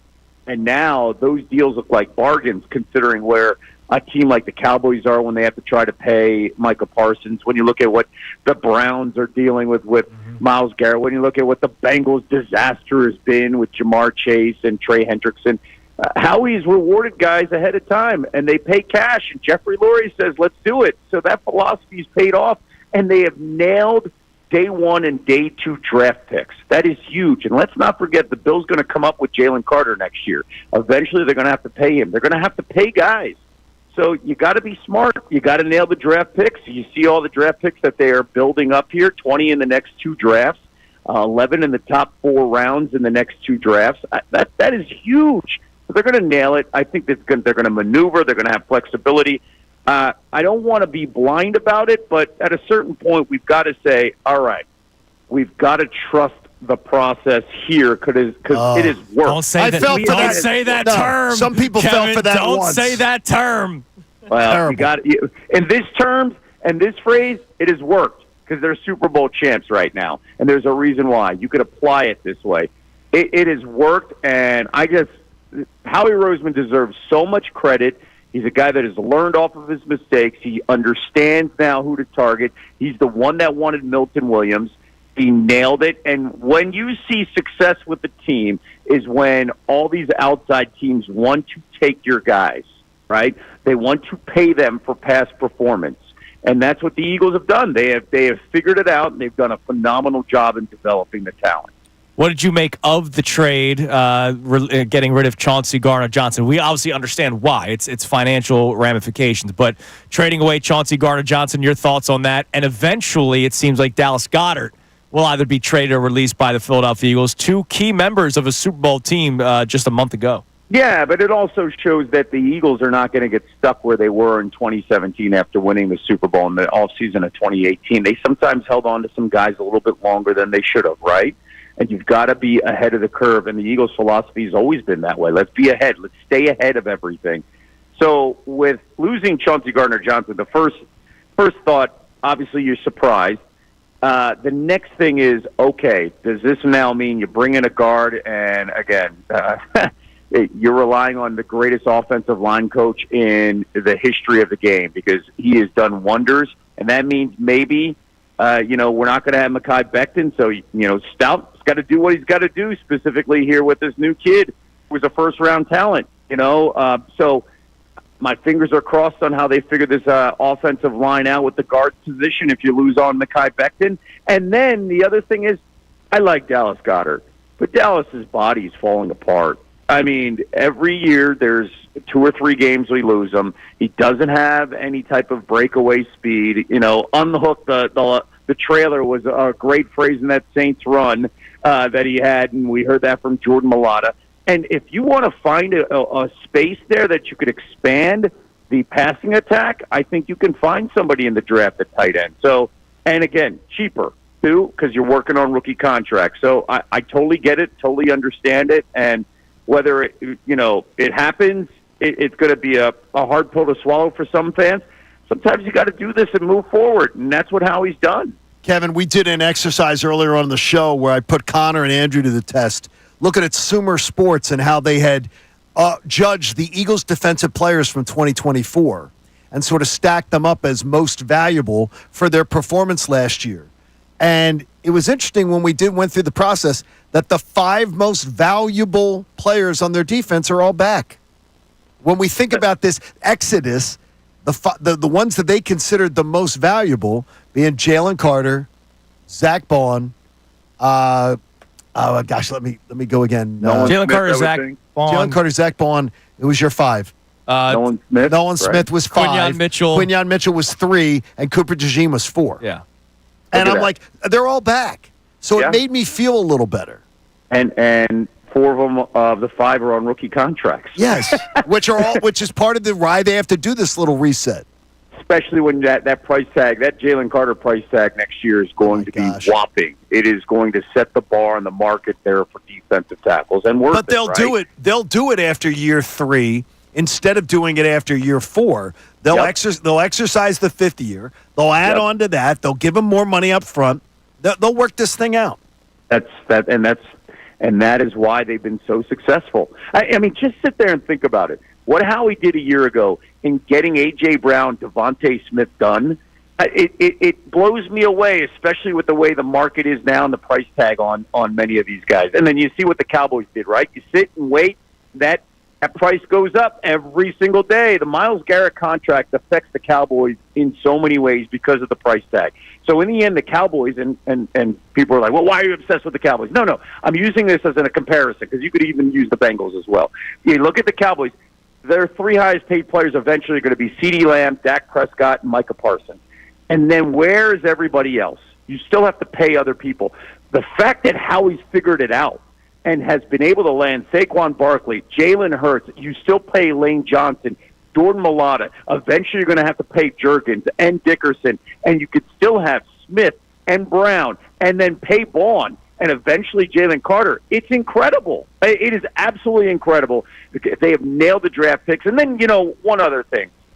It was the ability to bring Vic Fangio to come in to untap the talent. Because the talent was there. We saw it. And he untapped it. And he unleashed these guys and made them the next level in Nolan Smith and Jalen Carter. And the ability to say, Q, you're coming in, you're sliding in, Cooper, you're sliding in, and we're not going to miss a beat. I mean, that just shows coaching pays off as well, understanding the coaching and how the fit is. Again, I can't say enough good things about the Eagles front office and Howie Roseman and what they've done. I'm sure you enjoy talking to us on a weekly basis, regardless of the timing. But you got to talk about Philadelphia because I know 6 o'clock Sports Center is going to be Rogers Watch for the next couple of days. Is that right? Yeah. How about that picture on the beach? Like he poses. He poses for a stupid picture on the beach so they can distribute. Look, he's contemplating his next move. Amazing, isn't it? He's the opposite of team, guys. He is the opposite of team. He is. It's always about him. It's about his world, and you've seen how it's blown up. I just don't. The arm talent he's one of the greatest throwers of the football in the history of the game. You can make a case, maybe the greatest arm talent in the history of the game, next to Dan Marino. Ultimately, it comes at a price, right? I don't know what organization is comfortable to bring him in because he's a coach killer. He is in the locker room. It's always about him. A team that's going to be desperate like the Steelers because you got to throw the football. But let me tell you, Mike Tomlin's one of those guys. He's a culture setter. I would have the popcorn ready to see how that plays out if he were to go to the Steelers. It's over. But to Aaron's world, man, it's always got to be about Aaron. Yep. No matter what. No matter He should be the on one of the situation. Real Housewives shows. It's unbelievable. But you know what? It'll always be the media's fault, guys. Well, always the media's I fault. can't imagine Mike Tomlin wanting insider information about his locker room experience on Front Street every week with Pat McAfee. Yeah. Like, I can't imagine. If I was signing him to the contract, I'd say, you aren't doing that. You aren't going to be doing a weekly show where you're exposing what you like and dislike about our team. Aaron's the type of guy, though, you tell him not to do something, and he's going to do it just to see how much power he has, right? Unbelievable. And there is conversation about, there was too much news going on earlier in the week, and now he wants the day to belong to him. And Nobody's waiting for this news. You got to laugh Yes. because whether it's true or not, he sometimes makes you believe it because of the behavior, right? And again, like for a guy that was that's so talented, and look at how it ended in Green Bay. They had home field advantage. Look, everything was working their way, and they still couldn't get it done. And Green Bay was like, we're cutting it off no matter how great you are. We have a guy. We want to move on with the team concept. And then look how it blew up the last 2 years, with the Jets. Robert Saleh is a great coach. I think Robert Saleh is going to do wonders once again as a defensive coordinator with the 49ers, and he just never had a shot because in Aaron's world, it's Aaron's team no matter what. Kevin, you're the man. We appreciate the time as always. Welcome back to the States, and we'll talk to you again next week. Hey, it's great to talk about the world champs, the Super Bowl champion Eagles. Damn right, Kevin. Thanks, he is. Kevin Agandi on the Comcast Business Hotline. All right, coming up next, check some text messages. Also, we have the Key 3, all right here on 97.5 The Fanatic. Mike Missanelli. They really like Vaughn. Look what happened. They're not going to lose guys they really like. They obviously didn't really like any.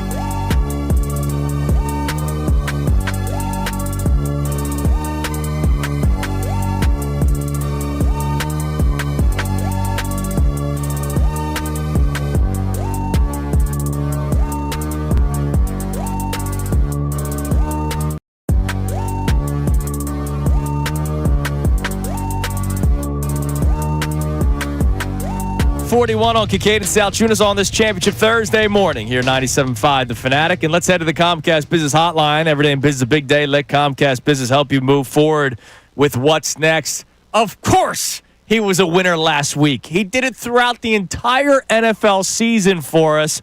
Our man Michael Westwood from GBIWins.com. When you call that free record hotline, 1-800-885-2525, you know, I can't sit here and say you're guaranteed to get a winner, but based off of his track record, Johnny, it was an incredible NFL season, and already last week at the beginning of conference play, it was another winner, and we're expecting it. I'll say that. Expecting it to continue today. Michael, what's going on, man? Good morning.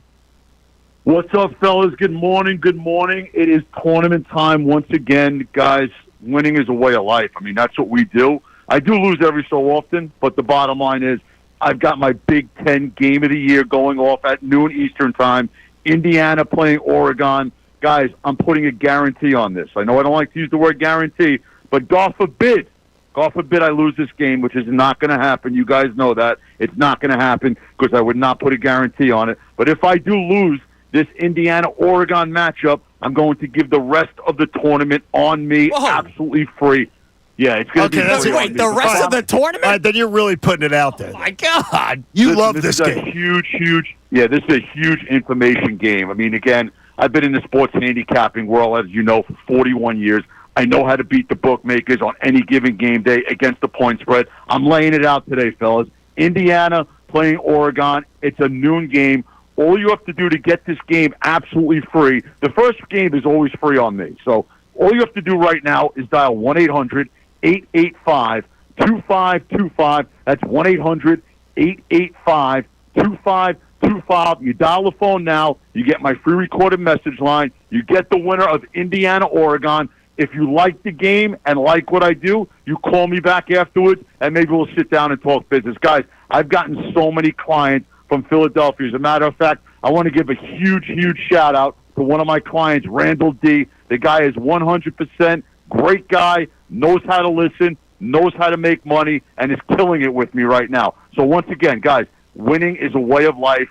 Big Ten game of the year with me. You have to call right now. If you're in your car, if you're in your office, if you're in your home, pick up the phone. It's a free call. 1-800-885-2525. Again, 1-800-885-2525. Connected to my free recorded comp line, my Big Ten game of the year, Indiana, Oregon. I've got the winner, fellas. Something about the state of Indiana. So, Johnny, when you were out last week perusing on your islands from all the money you've made off of Michael Westwood, last week he gave us the winner of Indiana State and Southern Illinois. Oh, jeez. In the Missouri Valley tournament, man. You are in the weeds, my man. Hey, money's in the weeds. Look, I can hear the phone ringing already. There you go. Yeah, phone's ringing off the hook here, guys. People know who I am. I mean, I'm on Fanatic every single week for a reason. I'm in 38 different states. I make my clients money. This is what I do for a living. I eat, sleep, and drink college basketball. And this is the time of year,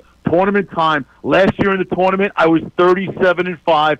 Tonight is absolutely incredible. This Indiana-Oregon game, once again, I would not be giving the guarantee out if I did not know this game was going to win. So once again, it's my Big Ten game of the year. Starts at noon Eastern time. It's not going to cost you a penny to call and listen to the free recorded comp line. 1-800-885-2525. Dial it now. 1-800-885-2525. Get the winner and call me back. And as you heard Michael say, if it does not hit, even though he's guaranteeing it, you got the rest of the tournament on him, which is amazing. And that record you just gave us is spectacular. And, man, you backed it up throughout the entire football season.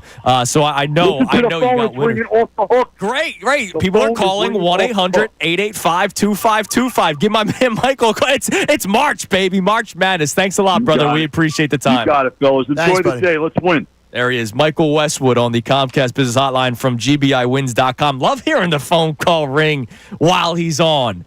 He gave us the Indiana State Sycamores versus the Southern Illinois Salukis. Okay, that's the Salukis. The Salukis. They're the Salukis. Sorry, the Salukis is definitely a Lithuanian last name. Yeah, it's the Salukises that live next to your parents. No, seriously, I think I know. I think I know a Salukis family. I'm not joking. Really? Man, the Lithuanians, you guys all have it. We got the interesting last names, man. That's good. Solus, That was one of my buddies. That was one of my best friends growing up.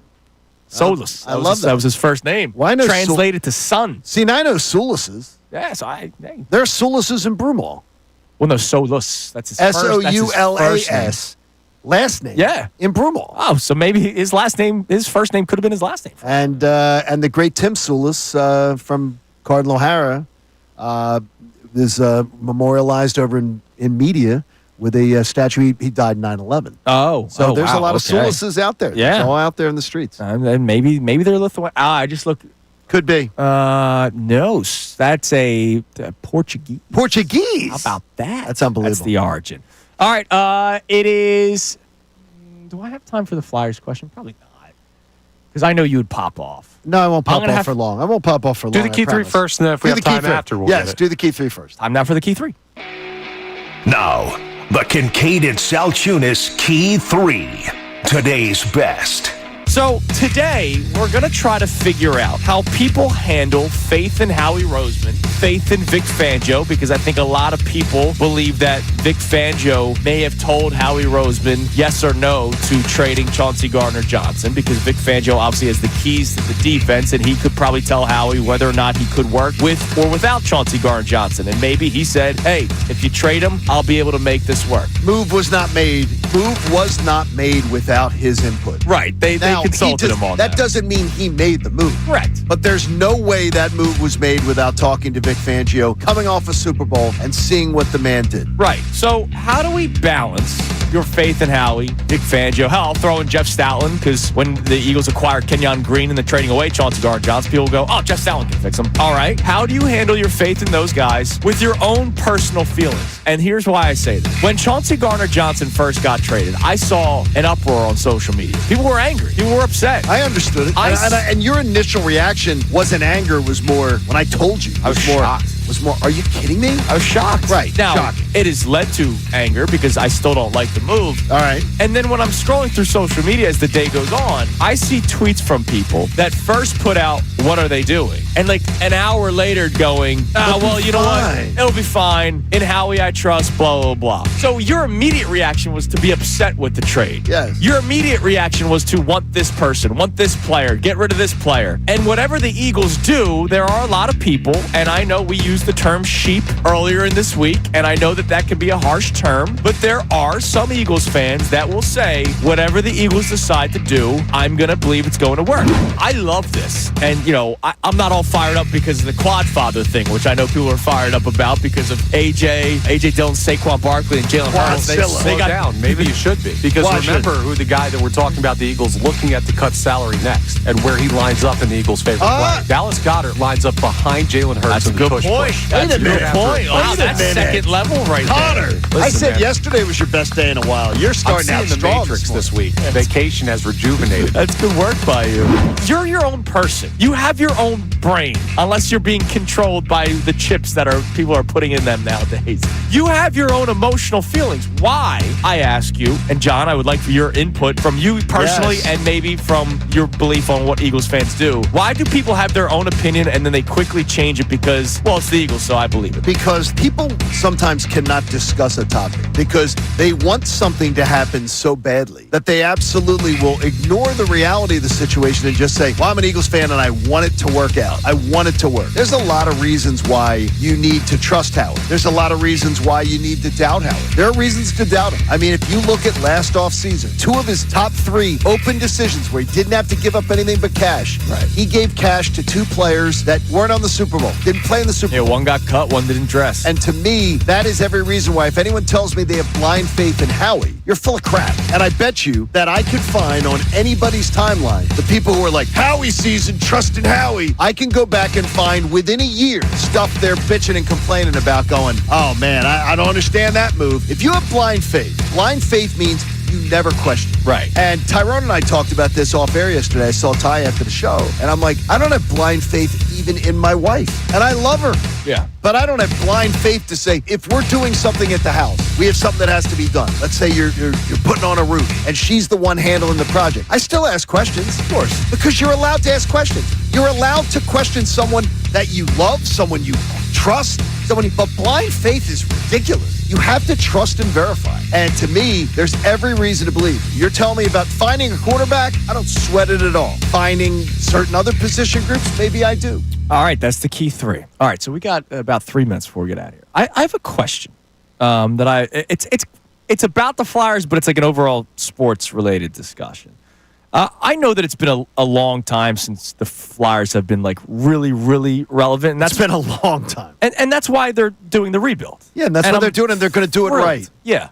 So the other day, I had a phone call with my man Nathan, who's in college right now, actually going to the university that Connor went to, Washington College. Wow, that's great. And what are the odds of that? He had no idea. It was amazing. Like, it was a great conversation. But at the beginning, we're chit-chatting before we really start talking about like what it takes to get in the business and all that kind of stuff. And he's like, man, the Flyers are just really bothering me. Like, blah, blah, blah. And he's not the first person I've heard this from. Why are they really bothering him in a rebuild? But it's not just him, man. There's a lot of people that I think got bamboozled by last year and how close they were to making the playoffs. And they were close. And it's almost like they expected like this year to be better. What? Why? And I don't get, like, it's a rebuild. By the way, next year's going to be worse. Maybe. But they're going to be younger, and it's going to be dynamic. And this offseason's big. Next offseason's probably even bigger because they will be more spenders once those books are in line after this year. The books are in line for them to be able to be set up for the future. Right. Then you could add veteran players. And then I see it when a game's going on, if you refresh Twitter, it's like if they're losing, there are a lot of like fans upset. Now, I can't understand. I use the Flyers as the example, right now. But like any sport, like if you're rebuilding, you don't want to be good. Not right now. The fact that John Tortorella had this roster at 500 going into this month it was is ridiculous. Let's understand, though. Yeah. We got to understand what rebuilds have been in Philadelphia and a lot of people. Yeah, but this rebuild was put out there. The plan was laid out for you. Okay. They stood about, and they are delivering exactly what they said they would do. Andrew and I have seen two, really, in our lifetime, and they have both gone poorly. Well, now they have to. Now what you have to do is Danny Briere in the next 2 years has to cash in on these draft picks. Right, absolutely. Yeah. And he's done well so far. Be annoyed if it doesn't work out after this year. No, but 2 this years. Year No, 2 years. No, I mean like with the draft picks and everything. It's got to be. You got to see the talent that they get in the draft and then make that. Like the players that you have on the ice right now, it's like there's a couple where you're like, all right, they're going to be a part of it. But other than that, it's like there's a handful, that will be here. But in Philly, we're just not used to successful rebuilds. Like we haven't really seen them. It's either sustained success or failure to do so. I would say to them, you've never seen a rebuild like the Flyers are doing. Absolutely. And you've never seen the guys in charge that you can trust more than this. Right. Since Sam Hinkie. Hey, check out FT Young Heating and Air Conditioning and make a donation today to the American Association for Cancer Research. You can do it at 975thefanatic.com/AACR. I'm living proof cancer research saves lives. All right, everybody have a great rest of your day. Mike Missanelli show comes your way next with Bill Colarulo. Ray Dunn is back, so excited to hear from Ray again. And, of course, we'll be back at it tomorrow on a Football Friday before I get the hell out of here. Everybody have a great rest of your day. Talk tomorrow.